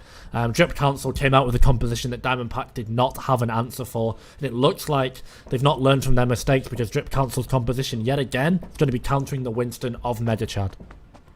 Yeah, absolutely. And Diamond Pack, I think Drip Council have kind of figured out that Diamond Pack are a team that wants to play this monkey, and that they can just play the Hog Sigma into it, right? Yeah. And this plays into Drip Council's strengths as well. It's not like they're playing this explicitly to counter Diamond Pack. This is a composition they've been running throughout the entire playoffs, throughout some parts of the regular season. They're experienced with it. Yeah, I just want to add as well, it gets even harder for Mega Chad as well if they were getting picked, if they were getting hooked, if they couldn't be peeled on the defense, where you've got natural cover and you need to force the attack to walk into you now, Mega Chad and his team have to rotate into Evil Lurk and into Spadicy. What does it mean? Look, like Kev's HP is basically 3/4 already, thanks to a couple of dynamites and a headshot coming in from the Ash. So Diamond Pack, they've got a nice composition. I don't mind this composition against it, but look, Mega Chad goes up, there's no bubble, there are no bubbles, and just gets rocked back to the spawn. I really feel for this monkey. I think he's been forced onto it by his team. He's going to have a rough time this map. Yeah, I mean, if I was in Diamond Pack's comms right now, I'd be calling for a comp swap. I do not think that this is what you need to be playing into the Hog Sigma. There is no way that Mega Chad is going to get in there. Even with the bubbles from Kev too, it's just going to get bursted by Spadicy, by Spud Hunter, by Q-Late. And Horizon as well, who is very much able to put out similar damage numbers to the rest of the team on that Baptiste. Yep. It is going to be so difficult for the monkey here, and you see already Mega Chad not even engaged yet and is still getting spammed out. Spud Hunter going to go on the off angle here, looking to take out Mega Chad, and manages to single-handedly do it. That's just a Hanzo, and just not even the rest of Drip Council. Yeah, Dragon Watch moment for Spud Hunter. That's a perfect headshot. Finds another one. This Hanzo. Oh, okay. My God, this Hanzo is so unleashed on this map. Got all the time in the world to do it nonetheless, but I don't think it's necessarily a problem for Diamond Pack, where a lot of teams in this ELO 4 down is. It's going to sound really harsh, but I'm going to have to be critical of Diamond Pack. It's from Kevin, it's from Sidar. Both of their cooldowns and the way that they peel for their main tank need to be better, because Mega Chad is taking up, he's walking up, and he's just getting popped because of it. Where is the heal? Where is the defense matrix that comes in? So for Diamond Pack, yes, the Winston was absolutely the problem, but it came as a result of the Ana and because of the Diva, and they're going to have to fix both of those, their off tank and their flex support, if they get any chance in this series. Look at now, the ultimates are going to come in. Luckily, they used so many, and they don't really get anything for it, bar a Bob. That's going to be a hook on the flank, though. Flores goes down. So Diamond Pack, not too bad. They only bleed time. They don't really bleed extra ultimate charge, but as I said, time is not something that's on their side right now. Yeah, absolutely. Diamondback, they need to try and break open this kind of hog sig composition. It is not easy at all for them to do, though. As you'll see, Evil Lurk again on the off angle will actually get booped out of position, though, and that is what you need. Kev 2 finishing them off, and now Drip Council are kind of having to clutch up, but it is Spud Hunter and Spadicy, the two potato-related players on Drip Council that are clutching things up. Diamondback, they get one pick, but it gets completely wrestled from their hands, from their control. Why does it get wrestled from their hands, Toasty? Because the ultimates come in that they've been managed to generate that they've not had to use, because they've been winning these neutral fights so handily. Bit of a potato mode, going sicko mode there. I can't think of a potato-based pun. I'll let you know when I get one, but for now it's just it's not even funny at this point though. Like, Drip Council just so good. Flores finds the headshot to Q-Late though, so that's a nice pick, and they're fine too, so no DPS from Drip Council goes down. Diamondback, this is the best window I think that they've got. It's now or never for them. Yeah, but Q-Late still has that. Bob is going to get released onto the point, and it'll fire down this long firing line. It gets bursted down instantly, though. Sidar's Amplification Matrix allows for that to happen now, as Flores ends up falling, so Diamondback still, they are a player down now. Our Matrix comes through from Horizon, bursts down Mega Chad and Sidar, and still, Diamondback are not able to split open this offense, not able to do anything against this very... I don't even know what to call the composition for Drip Council. It's a very scrappy composition that works in those situations when you're a player or two down. It's effectively a double shield composition, but it's the hog on the flank as well. This is a comp that I know time and time again, and it just cyberbullies so much if your hog is good, because they spend the whole round looking at your hog, and then nice hook though on the Diva Bomb to avoid that going into the team. But looks like Spud Hunter yet again early in the fight has been caught, but Diamondback, they need to get to the payload, Toasty. Yep, they need to get onto it. Can anyone actually do it? No, not another one. That's a second C9 we've had. Diamondback felt a little bit generous. Felt like they'd give it back over to Drip Council after the previous map. Just a bit of a light-hearted generosity there. And Drip Council, they're tearing their way through this series now, this grand finals. I can't believe I've seen two C9s in 2 maps in a row. This is so egregious. Great flux, by the way, from Spadicy here. All of the broad composition is stacked together, and it means they all get lifted. And the melody was just emphatic. Down they all go. They'd lost someone in the fight, but Spud Hunter was still alive with the damage boost, so goodbye Diamondback. Drip Council there put themselves in a commanding 2-1 position. It is a first to 4, but that map... After Numbani as well, the way that goes, yes, Diamondback did win it, but that map in particular, that's one that cracks the mental a little bit. So we need to see Diamondback respond here, because right now, Drip Council, they could just honestly roll this same composition and see if Diamondback can beat it, because at most, I think they're going to be able to squeeze another map win out of it. And hey, that puts them on match point. It really does as well, and Drip Council, they... if with the dominance of that map, I would not be surprised to just straight up see them put up that kind of dominance for the next few maps. Even if it is Diamondback's map pick, it is going to be extremely difficult to even win those maps, because Drip Council have, it's been Diamondback's map pick for like a couple of maps already, and there still hasn't been much value coming out of that. I mean, I think Drip Council picked Rialto, the map before that was Numbani, and that was Diamondback's pick, which didn't go well for them. So, or well, no, it did go well for them, but not in the way you'd expect, right? They got the map, but not because they played extremely well, just because Drip Council C9, right? So the point here is that coming into the next few maps, I don't think the map pick even matters. I think Drip Council have the opportunity to just blitz it through and win this series pretty easily, if they keep up this kind of dominance. Yeah, I'm not really sure what Diamondback can do to get back in this series. It's just so sort of punishing for them. I think the hardest thing they're going to have to do is just sort of recollect their mental, because they clearly like and they clearly favour these compositions, and we've not really seen Mega Chad go off this Winston unless it's been absolutely needed to, and even then we didn't really get a fair crack of the Reinhardt. We didn't see how well Mega Chad's Reinhardt really was, and they lost the Brawl Mirror on Mecha Base as well, so that Reinhardt composition has got a little bit rocked in these earlier maps as well. Right now, Drip Council, I think they just need to not do anything stupid. They need to not do anything silly. They just need to sort of take control and keep control. Just do the simple stuff. Do the good things well. If you see their Winston walk up, hook him, punish him. If you see their, if you see them on Reinhardt, take the off angles and do it correctly. Yeah, absolutely, and we do have some statistics as well from the Ash of Drip Council in that round. I mean, Q-Late was just popping off, right? I'm sure you can attribute a lot of success to Spud Hunter, but Q-Late was still putting up a consistent performance. Might not be popping off with the final blows or the eliminations, all that lot, but the damage done is immense, the weapon accuracy is immense, scoped crit accuracy as well. I mean, 13%, that is still pretty good. Q-Late was, while it wasn't an amazing top-off player, still very crucial. Yeah, absolutely. Q-Late had all the time in the world, don't get me wrong. It's why I always sort of have to take stats into context, by the way. If you guys have noticed, I'm always giving the context to the stats. Q-Late has had all the time in the world, but at the end of the day, you can lead the horse to water, but you can't make him drink. Q-Late still has to hit these shots, and the stats prove that they definitely are doing so. As we've said time and time again, very inflated because that map was dominant. But so far, hey, when your map is dominant, and you win so comfortably, there needs to be a reason that you win so comfortably, and it's coming from the Hog, from the Sig, from both of the DPS, from everyone on Drip Council, to be fair, because the windows from Horizon were thick and fast as well. But definitely the tanks and the DPS from Drip Council doing enormous work. Sort of in rotation, it's always one of them being able to clutch over a fight, and when you've got 4 people who can sort of just flip a fight on its head, like momentarily, instantly, Diamond Pack, it's worrying for them. It's going to be a really rough situation if they want to get into the rest of this. I believe now we're going to the worst game mode in the whole entirety of Overwatch. We're going to 2CP. Please, Blizzard. There was a debate yesterday from Samito, from SVB, from Flats about the state of Overwatch. I know, while I actually don't mind Volskaya, I think it's probably the best designed 2CP map. The mode itself is just trash. So yeah, I think it would be better for everyone if, whilst Overwatch 2 could potentially be light years away, we just slowly phase out 2CP from competitive play in tournaments. That's my one request. Every time I go on broadcast, I make it.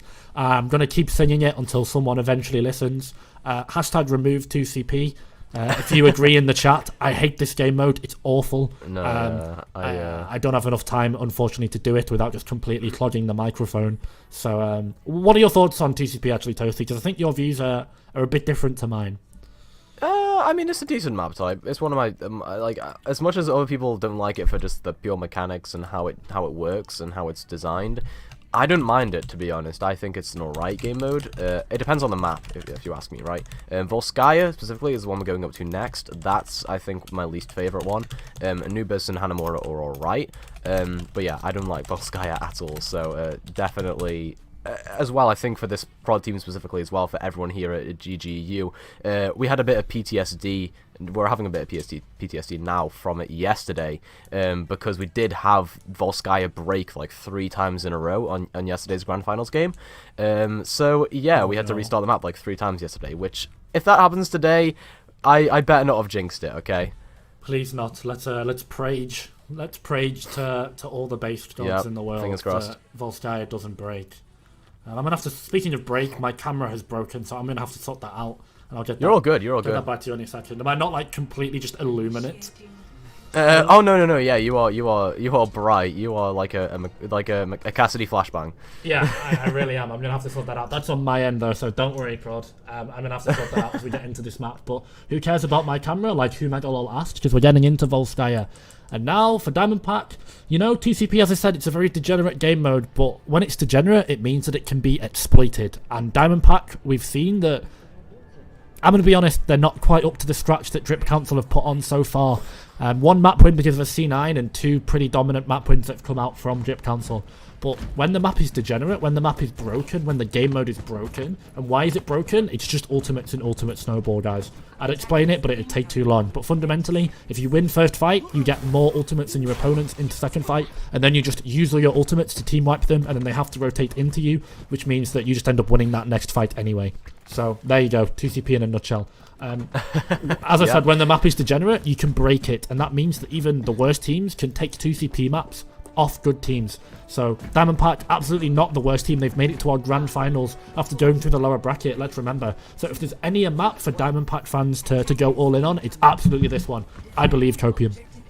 Yeah, let's hope so. I mean, Diamond Pack, they've got to kind of redeem themselves after that Rialto map. I do not see any way that they come back from the series if they do not win at Volskaya. There was a bit of scouting there, so they will swap over to now a... it looks like a regular dive comp. Okay, so they will be sticking on the Sombra. Oh, no, they won't be sticking on the Sombra. It's Tracer Fara, so... taking a page out of Spud Hunter's book, it appears. Yeah, I would have actually liked the Sombra and the Echo, because Sombra Echo snowballs so incredibly well, and that's what you're going for. But finally, Megachad has had enough of the monkey, had enough of the raging scientist, and gone over to the funny hamster.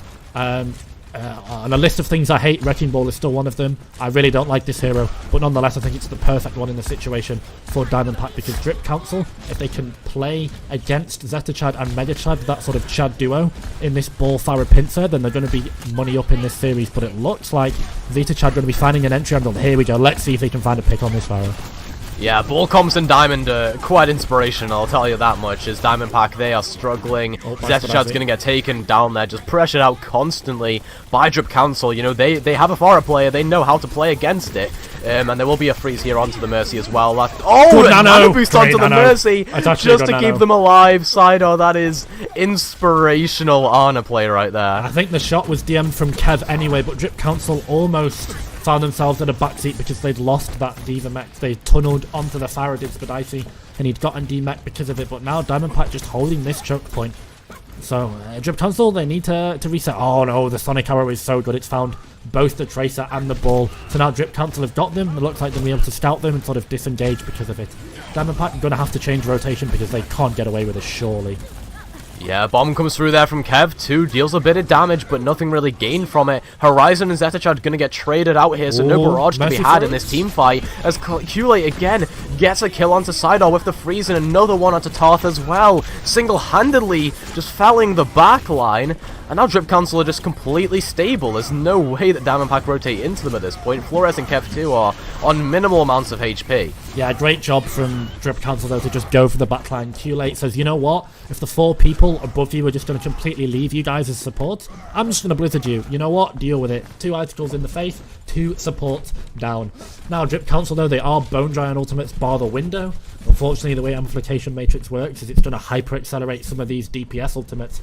Diamond Pack, though, they swapped off. They had 4 ultimates, and they decided, no, we're on the better composition. We're going to swap over. We think this one is more suited for this situation. They've got the Maid, they've got the Reaper against the sort of half-spam, half-broad comp from Drip Council. So if they can find the Reinhardt as they do with Wall, could be really good. Evil Lurk has to die here. Evil Lurk, though, going to drop the Shatter. Only catches Kev 2, however, as both Reinhardts are in a precarious position. Mega Chad will be the one getting taken down, however, as Horizon's Amp Matrix deals a lot of damage as well. Helps to take down Zeta Chad there. Horizon ends up following themselves, but that's just the nature of Reaper, right? You are going to get those stray kills here and there. You deal a lot of damage up close. Yeah, and unfortunately, when he goes into the backline, Flores can't punish the front line. I think that might have been one of the reasons that Evil Lurk lived for as long as they did. I've just realised that it might be Evi Lurk, but I'm going to stick with my original pronunciation for the sake of continuity.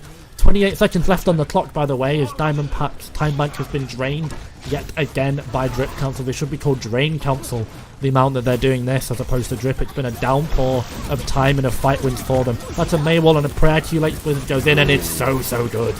Yeah, that is a good Blizzard. Zones off the choke, forces Mega Chad to have to use that pin, and here we go. Spadici, Spud Hunter are just going to clean it up. The Reaper teleports onto the point, but Spud Hunter just completely destroys them. A nice 4k for Spud Hunter in that team fight. And the bomb is just going to zone some people off, but what people? I mean, there's no one there for Diamond Pack to touch. 0%, 0 points gained on Volskaya. And Drip Council, they've set themselves a pretty good win condition to go 3-1 in this series. Yeah, Drip Council putting themselves in a prime position to go match point. Diamond Pack last 2 maps, no points gained. Full held on Rialto and full held on Volskaya here. Rubbing salt in the wound just a little bit, but Drip Council, we really can't underestimate. We really cannot state enough how good Drip Council have been in these rotations. They've been playing a little bit off meta, a little bit sort of unoptimal compositions. They've sort of been playing that round. They played Rika on the Mercy instead of a Lucio, and they played a broad composition because of it. but the resurrections were so good. The damage boost onto Spud Hunter allowed him to hypercharge towards his ultimate, and those dragons were so effective, and they're getting away with it because that forward hold there, it was all about Q-Late and Eve Alert, because those May walls meant that Mega Chad couldn't play the game. And as if Mega Chad hadn't had enough pain from that last map as well. That poor main tank, Diamond Patch main tank right now, really not getting to play the game, and I really do feel for him, because main tank is a pain tank role anyway. It's absolutely pain tank, basically. Yeah. Basically in today's meta anyway, you're either on a Rissa or you're on a tank that just gets one shot by a Reaper. So, unlucky, I guess. But yeah, Diamond Pack going out for the 6-man here on the defense. So a very aggressive comp, considering they only need to give a tick. Let's hope they don't get C9'd overextending onto the backline. Yeah, we shall see here. I mean, Diamond Pack playing the Sombra Reaper. They're going to have to play hyper-aggressive into Drip Council to try and, well, do what they did before and take out Evil Lug very quickly. But the Hog Diva is just so interesting to me, as Mega Chad ends up falling regardless. Spud Hunter gets that kill. I mean, even if they don't win this team fight, they're going to win the next one, because it'll take so long for them to get back. Evil Lug takes out the Reaper of Flores, and Diamond Pack are going to be forced to just skedaddle out of there if they can, but Kev2 taking a lot of damage on the exit. Now they'll be in that cubby and waiting for everyone else to engage. Drip Council being pretty careful about it, actually. Spud Hunter takes the high ground. Now gonna slowly, well, I say slowly, very quickly force away Zeta Chad on the Sombra there. The engage comes through from Mega Chad from the off angle, but it's still Kev2 that ends up falling. Clyte on the Doomfist doing so much work there, and this should just end up being a team fight win for them. They'll take the map, making it 3-1 in this series, and they're on match point going into map 5. Honestly, there is no way that Diamond Pack comes back from this. I'm just going to say it now. There's so much dominance from Drip Council here. I don't think so. Unfortunately for Diamond Pack, in that last fight, they overextended. No Reaper, it means no win. Bit of a coaching tip, I guess, for anyone listening in the chat. If you kill the Reaper, against 6-man, most of the time, you just win the video game. Flores on that Reaper went down so early, and it allowed Drip Council to just walk in, because no one else on the side of Diamond Pack does any damage in a sustained extended period against Drip Council. Drip Council have high ground control, they have cooldowns, they have resources, they have a Roadhog who can just hook any squishy in the game and one-shot him. So this Hog Sigma composition being a real danger. One of the best ways to beat it is 6-man, but unfortunately, as you said, even that composition has its counters. It's a very hard-won matchup for 6-man, but as I said, when you lose the Reaper, no win. We're going to get another stats board here. Let's see who's up. It will be the Baptiste here, Horizon. So definitely doing a good bit of work. You know, we've been mentioning Spud Hunter, Q-Late, the tank line for Drip Council, but in all reality, it is just the supports that have also been keeping everyone alive when they need to be, and also a good bit of damage done as well, right? I mean, Horizon is a damage dealer at heart. I've seen the past games of Horizon where they've got 3Ks, 4Ks just popped off in the middle of a team fight, rose to the occasion. And while that hasn't been happening this series because Spud Hunter and Q-Late have been taking up the mantle for that, Horizon is still putting up good damage numbers, good healing numbers, good weapon accuracy as well. I mean, 38% is pretty good considering most of your shots go astray as Baptiste. Yeah, absolutely. I really think about Horizon, but you just got to remember that behind every good main tank or behind every good sniper, there is a support. Supports are so crucial to this game because of just your ability to overextend. You can make a Plat Reinhardt look like a GM Reinhardt with the right supports in mind, and Horizon absolutely doing this. It's not a very support-focused composition, this Hogsig double sniper, but if you can get a good Baptiste and a good Zenyatta, it sort of amplifies that tenfold. Why? Because Discord Orb, Lamp when your Hog can go on the off angle, Amplification Matrix behind a Sigma and a Hanzo is just the most disgusting thing ever. I don't think there's more damage in the game that can come through if you get discorded through window with Storm Arrows in an Amplification Matrix. That's definitely going to be one of the highest, if not the highest, damage per second in the entirety of Overwatch. And when you play Bap Zen or Bap Mercy, it's kind of a greedy comp line. You leave yourself vulnerable to the dive, but they've been positioned quite well. They've played back, they've capitalized off the fact that their tanks and DPS are doing so well, and it's almost snowballing them into more fight wins here. So good job for the supports of Drip Council. We've not really spoke about you guys too much, but don't worry, we know you're in the lobby and you're definitely making an impact. Yeah, they are making an impact, to say the least. I mean, Horizon and Rika both doing extremely well for themselves and making a name for themselves in this series. Now, Drip Council, they are on match point in our intermediate grand finals. We'll be going to a short break here before we see if Drip Council can close it out, or if Dam and Pack are actually going to redeem themselves in the next few maps. Don't go anywhere.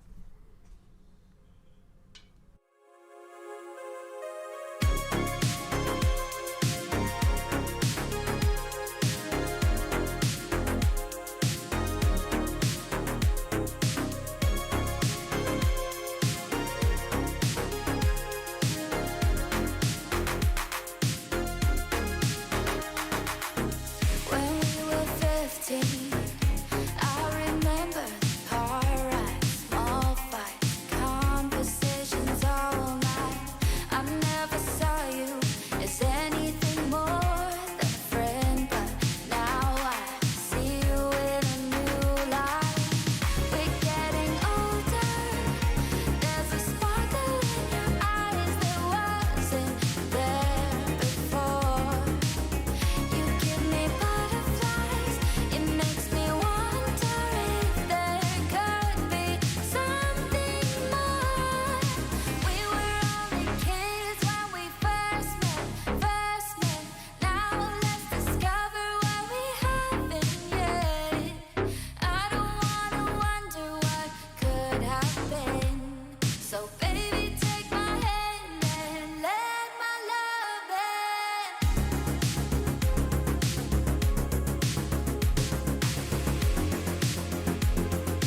Let my love in.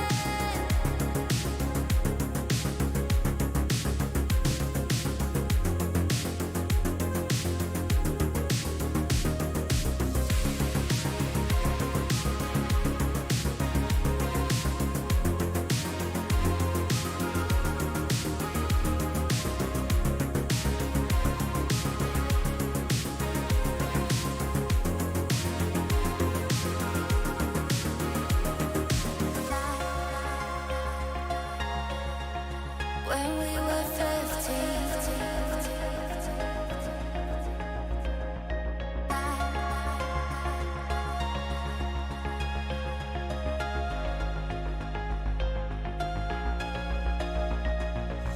when we were 15, I remember the car rides, small fights, conversations all night. I never saw you as anything more than a friend, but now I see you in a new light. We're getting older, there's a sparkle in your eyes that wasn't there before. You give me butterflies, it makes me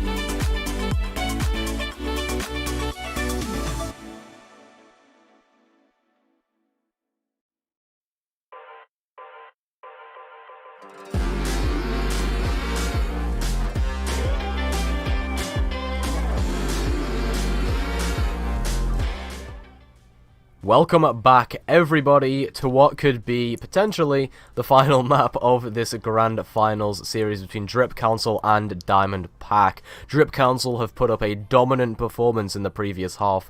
2 maps where they just completely rolled over the enemy team. They had a great time bank on Rialto, they full held on Volskaya, and now we're going into Lijiang, where they could potentially just keep on running some Hog Sig stuff. You know, you could see it on Garden, you could see it on potentially Night Market. And, you know, they can just keep on playing their own game here. They played Hog Diva on Volskaya and still won, you know? Yeah, it really is just about in which way do Drip Council want to take their victory lap. It feels really harsh to say, but bar a completely egregious C9, Drip Council would already be far and away up in the sunset. It's your intermediate GGEU division champions, ladies and gentlemen. And whilst we will say that, we've got to give some credit to Diamond Pack, because this next map is probably going to be rough for them. That's what me and Toasty predict. But Diamond Pack have made an amazing lower bracket run to get to this finals. They were pretty close. I think the one map that they deserved to win probably was Numbani. If you could point to one map and say, yeah, you know, this is the one that you deserve to take, it was Numbani. The other ones, especially the last 2, weren't really close. So as we go into Lijiang, we shall see. Diamond Pack potentially could get back on with a broad composition, but I think if you're Diamond Pack, just go out with a bang, and hey, it's okay to lose in the finals to a better team. You've made it through the lower bracket. That's an achievement in itself. The whole point of the tournament is to get good and not necessarily to win. I mean, winning is cool, right? Let's not downplay winning. Like, you know, winning is very good. It's very pog. But go out with a bang, play something wacky. Roll the dice, you never know. You could completely boom Drip Council and then reverse sweep. And that would be the biggest shock ever, I think. But I would bet a lot of money on Drip Council just closing out this map swiftly. Yeah, you never know. I mean, Drip Council, they probably have the advantage going into this map, this final map, potentially, of the series, of the Grand Finals, but like you say, Diamond Pack, as long as they just play either what they want to play in terms of their comfort picks, or if they just, like, come up with some sort of insane counter composition to everything Drip Council play from here on out, either way, they just have to try their best coming into this final map, and if it works, it works, it doesn't, it doesn't. And I think so. One thing that I've learned from my time sort of casting and coaching in these lower elos, Toasty, is that sometimes you have to play comfort if it's not working. I'm not quite sure how it is now, because I've been out of it for a while, but sort of without sounding too much like a boomer, back in my day, a lot of teams used to hard scrim meta and only meta. That was a time where the meta was way more warped, and it was only double shield, goats, or dive, for example. Now you can play a little bit of everything. And as you see the comp diversity here, it's going to be spam comp with Brawl versus just complete all-in. It looks like the spam composition of Diamond Pack got themselves out to a great start. There we go. The Sim, the Jug come in, and they take the first map as quick as you like. That's the first fight. Huge for them. That's so important for them. Yeah, it's brilliant actually for Diamond Pack, because they have this initial cap, they can really spam out from different angles, they can get the Sigma set up on one angle with a Junkrat, the Symmetra can break down shields. Spud Hunter swapping onto the Farah though, so like you say, comfort picks. Yeah, it is going to be a comfort pick. Farah on this point is, I would say pretty bad, but when you see no Diva, and the only hits done on the side of Diamond Pack is the Baptiste, it might just be crazy enough that it works. If there's anyone in this tournament that could do it, you'd probably say that it is Spud Hunter. So here we're going to see the Potato Bird in the sky looking to rain down on the off angles, and he's provided a great one to really suppress Medichad once again. This poor Reinhardt from Diamond Pack, man, he's not being allowed to even walk forward at this point. Yeah, look at that, though. They are rotating around the side, looking to potentially walk onto Q-Late or Evil Lurk, but no, they're coming straight back onto the point. They're going right into the face of the Farah here. The Spud Hunter's building up towards that barrage, and now Matrix from both sides, in fact, but this tie could be huge. Zetachad coming through for it, but nothing gained. Instead, it is Kev2 getting a couple kills. Spud Hunter and Q-Late are going to fall. Rika can't even res that because of the position in which they died, and Diamond Pack are still stable here. They can still hold this corner, spam out. They're going to walk forward as well, potentially onto that Sigma, but no, they choose not to. Yeah, they live to fight another day. They keep control of the objective. It's a Sigma male play from the Sigma of Kev2. Gets hooked by Evil Lurk and says, you know what? Sigma male rule number 5. If you hook me, I kill your team. They've sped straight in. They found Horizon, who wished the lamp doesn't manage to fall inside of his own immortality field. And with one ultimate used, Diamond Pack keep that ball, that momentum rolling. Yeah, potentially. I mean, look at this. Kev2 just zoning off Q-Late, ends up getting that kill, and really it's just Spud Hunter single-handedly 1v6ing now at this point, has to back up. You almost see them getting taken down by the Baptiste there, but Sidar will not be able to get that kill. Nope, and as we set up in potentially final fight territory, Diamondback have got so many good ultimates. They've got the Sim Wall to go against the Barrage. They've got both defensive ultimates. Diamondback could win here.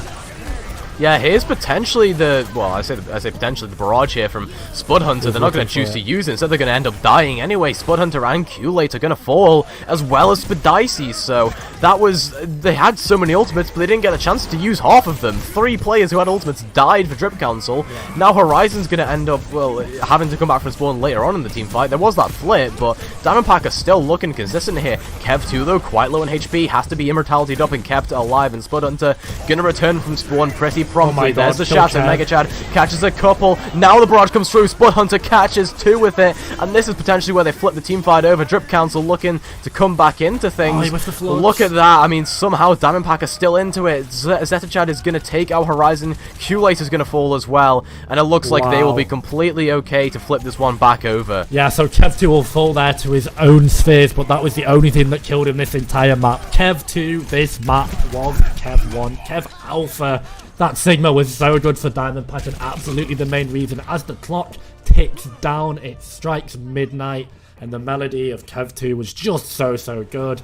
That was a great Sigma performance from Kev 2. As an off-time player myself, you love to see it, but the tanks of Diamondback, so good that map. Kev on that Alfondro provided so much pressure and just picked apart piece by piece, little by little, slowly but surely, that Drip Council. And the reason that Drip Council couldn't walk in was because of the off-angle that Kev and Flores made. So good. Zeta Chad comes up with a nice pair in that final fight as well. But Diamondback, should be good for their mental. I really want them to come back in this series and potentially make this map close at least. We talked about a victory parade for Drip Council, but hey, every win has to be earned. Diamondback are not ready to die just yet.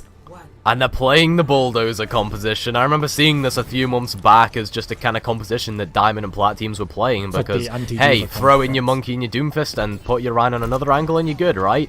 Yeah. Engage from 2 different angles and pincer it, and that's the idea behind it. Diamondback, it's going to be a Doomfist versus a Doomfist matchup, but Clyde is already caught out, gets taken down there. Flores as well is going to get traded, so Spud Hunter in the back looking to equalize as they take down the immortality, but there's just so much aggression. Diamondback, they know what to do against Drip Council now. They just take down the front line immediately, and they'll come back and really deal with Spud Hunter now, hopefully. Geez, Diamondback look like a completely transformed team overnight. They've gone from being passive and sort of unprogressive. They've gone from being scared to just being complete W key, balls to the wall, just send it. Diamondback have ran straight into them. They've not cared that Spud Hunter is behind them, the problem man for Drip Council. To say that Zetachad gets hooked, but he's got two cooldowns. He's absolutely fine.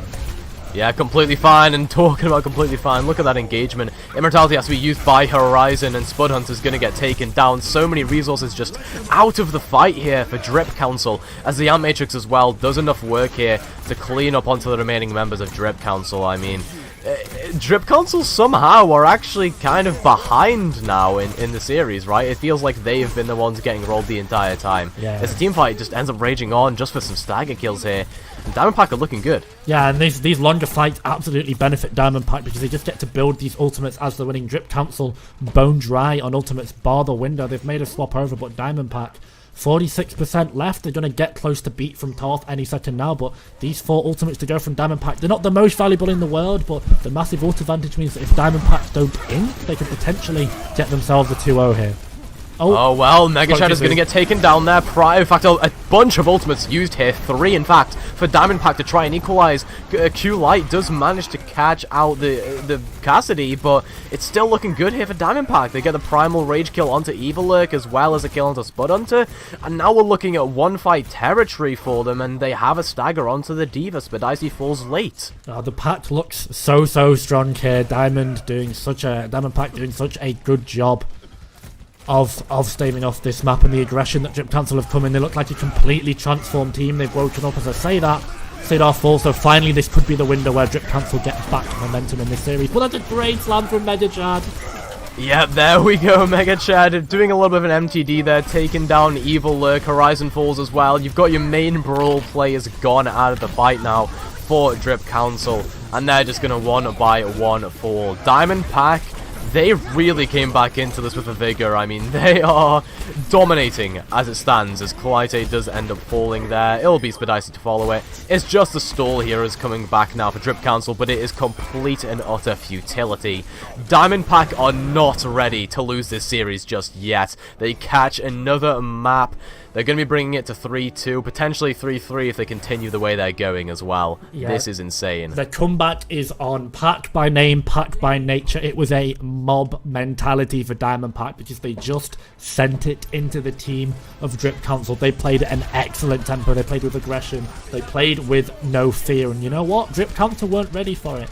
They were just hoping that the wolf would roll over and die. They'd already put one spear through the heart. They were hoping that it would just impale itself on the head as well. That's a really violent analogy, actually. Holy, never mind. I was trying to make wolf hunting analogies. Nonetheless, Diamond Pack absolutely sent it. They went full W key, and they got rewarded because that. We talked about, maybe Numblani, they deserve to win that one. There is no amount of copium in the world that can convince you that Drip Council were anywhere close to winning that map. That was dominant from Diamond Pack, and now we're going to get the Cassidy, the Gunslinger, the Van Helsing for Diamond Pack, I believe. And here we go. Flores has been a thorn in Drip Council's side slowly but surely, and it was a massive thorn. He was a pike this map.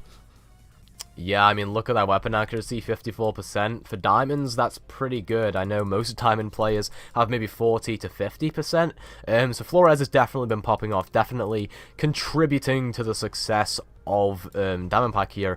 And as well, something that is kind of invisible on this stat card is how well those flashbangs were being used, right? You saw Q-Late come out on the Doomfist, but Flores was constantly dealing with that Doomfist extremely well, getting the flashes through, and that's, you know, Cassidy's main utility. You deal damage, and then you get flashes onto flankers. Worked brilliantly. Yeah, absolutely, and I think it's just something that they needed to do. Q8 was such a problem and could potentially be such a problem against that composition.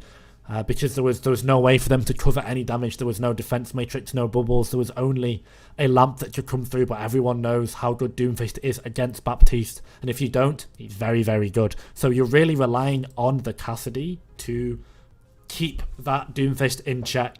And it meant that Kev 2 popped off. You know, everyone on Diamond Pack. Medichad had his moment as well with that 3k going straight into the backline of Drip Council. And now, how are they going to respond? Because obviously Drip Council, I believe they get map pickers who are going to be moving over to a hybrid map. But you can't pick Numbani again.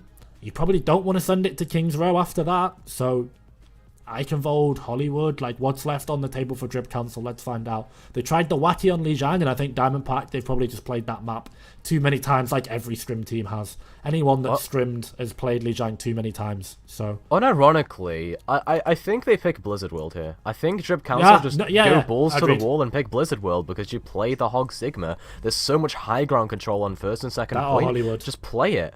That or Hollywood. Eichenwald potentially a little bit of tomfoolery. Hollywood is also good. But Hollywood and Eichenwald, these second points are very, very holdable. On Eichenwald, you can hold gate. On Hollywood, you just hold on these sort of movie sets. You hold in Saloon and you hold on the other side. So Hollywood and Eichenwald are almost 2Ps in the same pod. They're sort of 2Ps in two different pods on the same plant, if you get me. They're very, very similar. So, nonetheless, it's something that Drip Council, we've seen these compositions that they like to play. I think it's going to be an absolute pain for second point attack if they want to play Farah, because you can just stick hit stands up there. Havana. Flores has gone in, but it's not even the right game mode. Half of my map losses come from this map. Please, for the love of God, nerf Havana. Havana Unana, like half of my games are on Havana. Every time I load up to comp, I feels like I play 5 games. I play Oasis, I play Anubis, I play Havana, and then I play King's Row or Lijiang, and then I play a map that I've not played in like 4 seasons, it feels like. Havana, actually I've come to kind of like Havana a bit more as the meta on it has evolved. It used to just be double sniper ball. Now you can play rush, you can play double shield, whatnot, but I think you'll agree, Toasty, this map absolutely benefits Drip Council because of their hero pool. Absolutely, they get to play the Hog Sigma. They can play Arista Sigma if you know that the situation calls for it. Worst comes to worst, if they're defending first, they're gonna end up playing some kind of maybe Rush, Rhine, Sigma, Spawn Camp, and then swap the Rhine to a Hog. That seems very viable because then you keep the Flux charge in the Spawn Camp. Like that is at least a decent plan, I think, for Drip Council to go with coming into this map of Havana. And I think, you know, I think either way, no matter what comp you play, you have to spawn camp just for the time buy. I think that is a genuine agreed. strategy that will be played regardless. And even if the spawn camp doesn't go well, at the very most, you do bleed a fight of ultimate charge over. But then the HQ, the H key, is almost always stronger than the Q key. So if you play a Brawl composition, and then they play a comp that beats Brawl, which is most of the time a spam composition, then you either go over to a better spam composition, or you play a dive composition for your recontest, and then they have to comp swap. So it's almost playing like sort of composition Pokemon here, just trying to swap and get the... Yeah, it's rock, paper, scissors. Composition Pokemon is... I mean, it's how Pokemon types work, but rock, paper, scissors is, you know, the old, tried, true, and tested. But I think for Diamond Pack, you should absolutely do it, because you never know. You can full hold against spam compositions if you play it right. Just the minute you see both their tanks, run at them. And Diamond Pack did an excellent job of that on Lijiang. So who knows, this map is not a foregone conclusion, although I think it definitely heavily favours Drip Council. It really does, and I think Diamond Pack, if anything, they should not play dive here, okay? That has not worked for them at any point during this series, other than a tiny bit on the final point in Umbani. I don't think that's what they play here, and it isn't. They're going to go for this, they're going to be defending first, so won't be Drip Council defending first, it'll be Diamond Pack defending first, and they'll be playing the spawn camp with the Brawl. I think this is perfect. Flores on the Cassidy, who did a great job of it last map. Diamond Pack going for a little bit of a different composition. Kev 2. It's definitely faulted mostly on the Diva today. It looked exceptional on the Sigma. So honestly, I think they could have played Sigma here. It definitely makes Pharmacy a bit more potent to your team composition.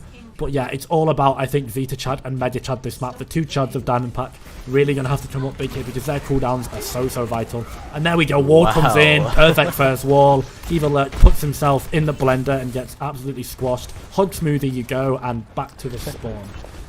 Yeah, pork smoothie happening there. A bit of cannibalism, I think, from Diamond Pack's side here. But this spawn camp, yeah, I mean, you can just wall someone off and walk on them, right? And there's nothing that can be done. Drip Council can't hide in their spawn forever, can they? They can't really fire at anyone on Diamond Pack outside of their spawn. And there's the wall that comes through. It doesn't actually catch anyone, though. But Drip Council is still playing it carefully. They do not want to overstep. They know what will happen if they do that.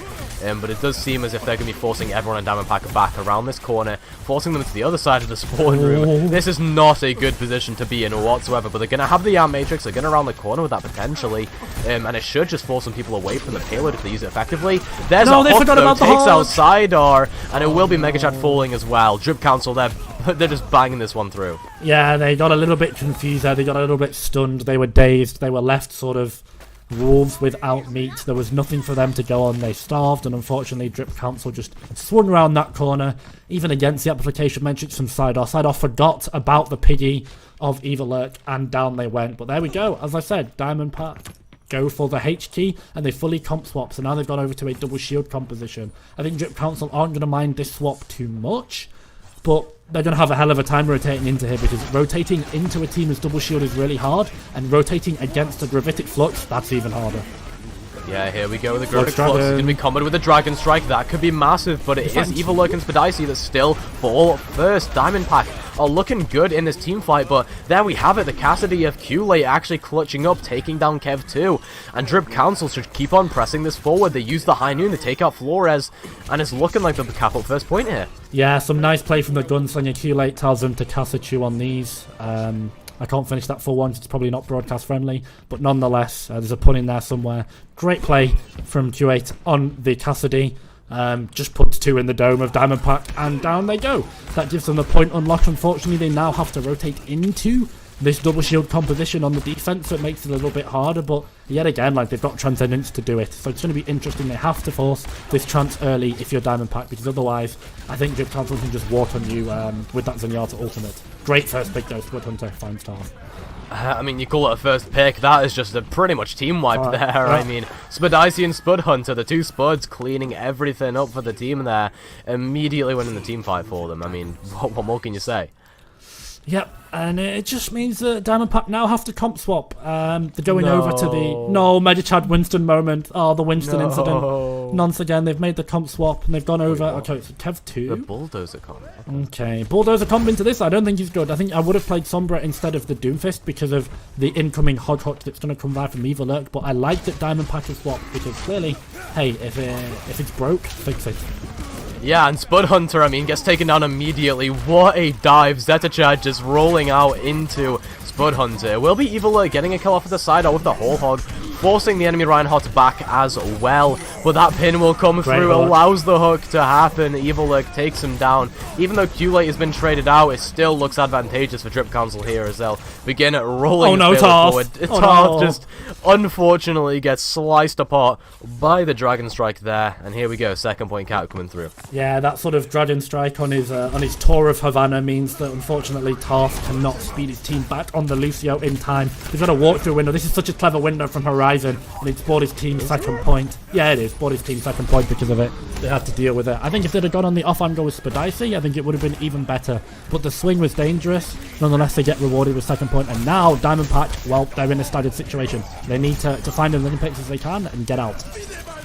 Yeah, and there's a kill onto Spadici, so Drip Council are still looking a little bit lost in this team fight, as again Rika does fall, so the pick advantage out of their favour, but Evil Lurk still exists, still ever present in this team fight, as is Q-Late, and they will get 2 kills between them. Flores and Tarth gonna fall. We mentioned this earlier on in the series, but Tarth falling a lot in these team fights is very unfortunate, and Evil Lurk cleans up for 2k there. I mean, Drip Council still look unstoppable, even if they lost a map. Yeah, they do, and it looks like they're closing it out slowly but surely. The things that happened on Rialto and Volskaya are starting to come back in. Diamond Pack are looking lazy and sloppy with these rotations.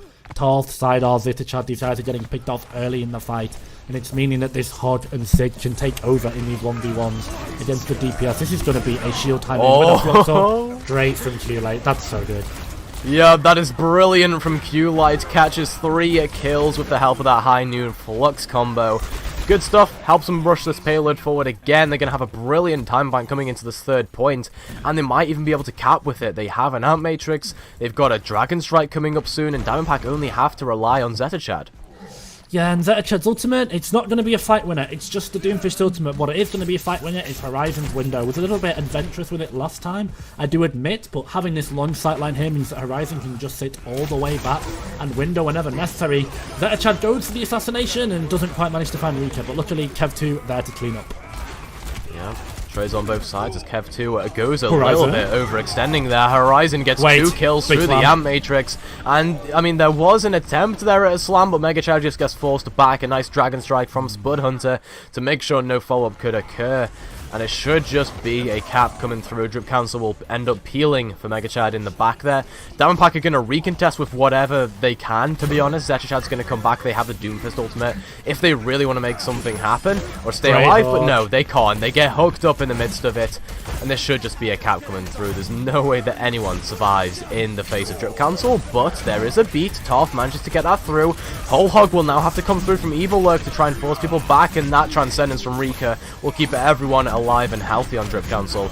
And yeah, eventually, despite all the stalling, this should just be a cap. But no, there's 2 kills here. Diamond Pack could be turning things around. The Baptiste is there, keeping people alive. Cedar somehow keeping the Cassidy alive and strong on the point. But there is kills coming through. Drip Council, slowly but surely, will make their way onto the cap. Yep, they're going to take it, and why? Because the tanks of Drip Council stayed alive for this entire thing. Both DPS fell at some point. And there we go, finally they've managed to remove Spadici, but I think it's too little, too late. Drip Council's control and stick on this objective with the Hog, with the Sig, was so good. It's not the most sustainable comp in the world, but what Sig and Hog do is they just win the 1v1s, and both of them able to find so many picks with the Rock, with the Hook, respectively. And it meant that Diamond Pack, whilst they got picks onto the DPS and supports, they were never able to overwhelm and dislodge the tanks, and the tanks of Drip Council, all about it, and it's problematic. I think it's one of the reasons we're going to 5v5, because Drip Council lost basically everyone in terms of that fight at similar stages apart from their tanks, and their tanks just did so much heavy lifting for them that they were able to stay on the objective and buy up so much space and generate so much picks as well. So it was almost a 2-man army from Evil Lurk and Spadici, but hey, they stuck it out to the end, and they get themselves a 1-minute time bank left. Diamond Pack did a pretty decent job draining it, I will admit. I believe they rolled into that final fight with 2 minutes 30 left, so they managed to drain just over half of it. But on the defense here, I'm sure they don't mind about the time bank, because Drip Council now, with this comp, with these angles on this defense, should probably be able to get a hold in. Havana First is going to be so hard to break against this composition if they play it correctly. It's going to be like a war on 5 fronts for their inevitable broad composition that comes out from Diamond Pack here. Yeah, absolutely. Diamond Pack have to... Well, honestly, there's going to be no spawn camp here from Drip Council, which is a bit surprising, but I think it's reasonable considering the competition they're playing. They're going to put Q-Late on the Widowmaker as well, which I think is a nice adaptation to have going into this. You can just control this along sightline. Diamond Pack have to be really careful not to just get hit by a random shot or a stray arrow from Spud Hunter or Q-Late. Yep, definitely. And I think if Diamond Pack, if it's not working for the Diva of Kev 2, you could potentially play Hog here. Hook, pulled pork. There we go. We get the pulled pork. Pulled pork, I think, actually quite a decent answer against Drip Council. Why? Because you can just pull in one of these tanks that's being annoying. Both of them got really key cooldowns that you can cancel with the hook. That's the grasp, and that's the take a breather. But Medichad peaks above the payload, and Q-Late does about 300 damage with one headshot. That's balanced, by the way. Down the Orisa goes. Res is forced. Yeah, you can't pull if there's no Orisa there to pull, but there we have it. Evil are going to get yoinked in towards the payload. Actually, completely safe and healthy, though. Going to deal a lot of damage in there. Mega Chad going slowly, ever so slowly down as Kev 2 falls there, so Drip Council's looking like they're in an advantage here as well as Cedar. I mean, there's nothing that can be done right now by Diamond Pack. They're being massacred right down that line. There has to be a different rotation. You cannot just go straight ahead against a Hanzo, Widowmaker, Sigma, Baptiste, Zen, every hero. you only have one shield from Medichad, and you can't really stack behind it because the shield on this sort of load round here, this little slope, means that both DPS from Drip Council can shoot over the high ground here. Q8's actually gone over to the Cassidy now, and that means they've got a little bit less pressure onto Medichad that can come from those headshots. But speaking of pressure, Drip Council committing the farm, and Spud Hunter, sorry, finds like 3 with the Dragon Strike. Say Drip Hunter. Drip Hunter, yeah, Drip Hunter. So I was about to say Drip Council's Hanzo. But, I mean, this guy is absolutely hunting this map. The Hanzo's so good on this off angle. I don't know what Diamond Pack can do to beat this. Double shield, swapping off the Hog, probably the good idea because you need coverage, but your window Dragon Strike here, it potentially might be a Monkey See, Monkey Do imitation, sort of imitation game for Diamond Pack. I think they just have to sort of go with window Dragon Strike. Yep, here we go. I mean, the Transcendence will deny all the value that comes from that. Even the Matrix can't do too much, but there we go. Evilix gonna fall even through the Transcendence from Rika, and that'll be Diamond Pack cracking this one open now. Drip Council still want to invest, though. The Sigma gonna be using the flux, but they get taken down before they can slam them down to the ground. That is unfortunate. A bit of a weird ultimate investment, if I do say so myself. Yeah, I think it's very weird, and it's also very punishing because Spadici dies with that ultimate, and I don't really know because that would have been a great one to retake. This comp, as we've said time and time again, Drip Council's comp does struggle to retake. Yes, you have the off angles of the pig, but that flux from Spadici would have allowed them to walk in and potentially recontest here. Now, I think they're just going to have to give and let go because all they're going to do in this fight is likely bleed ultimate charge bar a miracle. Yeah, Kev 2, though, does end up falling, so it's a 1-for-1 trade, and with the tank line gone, Diamond Pack are kind of struggling a little bit, as Q-Late has to use that high and noon to equalize things, as, you know, there was an attempt from Zetachad to clutch up, didn't quite happen, then the DPS line, as always, ever present for Drip Council, and now we're looking at a position where Drip Council are pretty much a team fight and a half away from winning the Grand Finals here, Jace. And there you go, 47 seconds left, they've got to go into the flux again of Kev 2, and it was so good last time, but Spud Hunter's Dragons this entire series have been big, so they're not going to be too worried about that. The pick-based composition found the picks in the fight. The DPS of Drip Council have been so good this entire series. And Evil gets the pick, so that's no flaw. The Dragon Strike comes in as well. Drip Council taking their victory lap here in the final 26 seconds. Yeah, Drip Council as well, they're drawing out this team fight, they're getting some late picks off. Cedar does manage to trade onto Q-Late, but it isn't enough here for Diamond Pack. The Transcendence will keep everyone healthy for Drip Council, and the later this goes, the worse the stall is going to be. Diamond Pack are going to have to swap heroes to even get onto this payload, as Mega Chad goes over to the Reinhardt as their stall pick, Flores onto the Tracer, Kev 2 gets taken down late though, and it doesn't look like they'll be able to touch there. Drip Council, in pretty dominant fashion, close out the intermediate grand finals. They are your GGEU Season 8 champions of this division. Yeah, Drip Council, the duck wears the crown. It's all Gucci for Drip Council. They take it 4-2 in some dominant map wins towards the end as well. That was another full hold for Drip Council. Commiserations to Diamond Pack. Excellent Li Zhang game, and one that's unfortunately going to be erased by the history books because of the victory that Drip Council got here today. Diamond Pack, I think, were worthy second place, but congratulations to Drip Council. Very well deserved in the end. Fantastic, all of them, the entire series. They are your champions. Congrats to them. Congrats to everyone working in the staff, the subs, the background. Nonetheless, you're all a very important piece of this Drip jigsaw. And yeah, there you go. Drip Council, you're worthy, deserved Season 8 Intermediate Champions. Yeah, and it's absolutely amazing too. You know, they get their revenge on Diamond Pack from the regular season. You know, Drip Council did come from the upper bracket and kind of beat all the opponents Diamond Pack also had to beat to get here, but still, I mean, Drip Council, it was a hard-fought victory. Diamond Pack put up a brilliant performance towards the latter half of Noon Barney. Like you say, that Li Zhang was also very good for them. You know, like you say, commiserations to Diamond Pack here for putting up a brilliant performance, giving us an excellent grand finals, but Drip Council, they come out on top in the end here. And we'll take a little bit of a look as well at the statistics from the Baptiste of, well, both sides, in fact. But it is clear to obviously see that Horizon was just a much more bloodthirsty support, we'll say that much. Absolutely. Just the difference in healing, and in healing was overstated by the difference in damage. And Horizon, hey, yes, 8.5k healing per 10, but his team weren't taking damage. And that allowed him to just DPS 4k, over double damage more. Better weapon accuracy. Horizon was great today. 32 eliminations. So Havana wasn't even close, was it? No, not at all, and Drip Council, they really figured things out towards the end, you know. They kind of slipped up on Li Zhang, but off of the back of Horizon, the tank line specifically as well, you know, Evilurk and Spadici, those two players were just playing excellently throughout that entire series, throughout the 6 maps that were kind of grueling for Drip Council. But there we have it. You see the 4 little Donald Duck Drip logos scattered across the board, and they will be, of course, the champions off of the back of that. What a brilliant performance from both squads, though, Jace. Absolutely.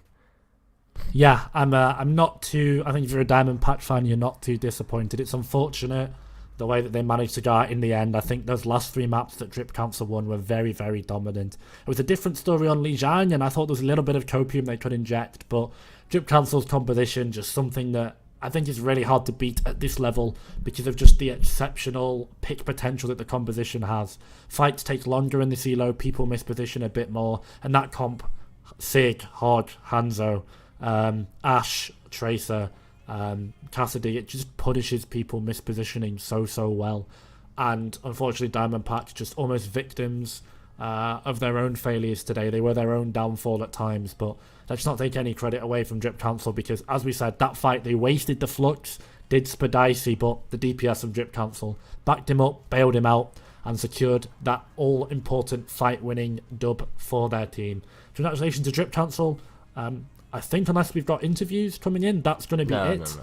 That's going to be it. So thank you guys so much for watching. This was not quite a one-sided series, but definitely deserved winners. If you guys want to follow me on Twitter, I post very average memes. And sometimes I post coaching content, whatever. Definitely go follow Toasty because I'm pretty sure Toasty's here all the time. Yeah, pretty much. Toasty Con Butter in the Twitter. Thank you guys so much to all of the staff and production in the background as well. You guys were all amazing. This was so much fun. And I'll be around again. Take care, everyone. Stay safe.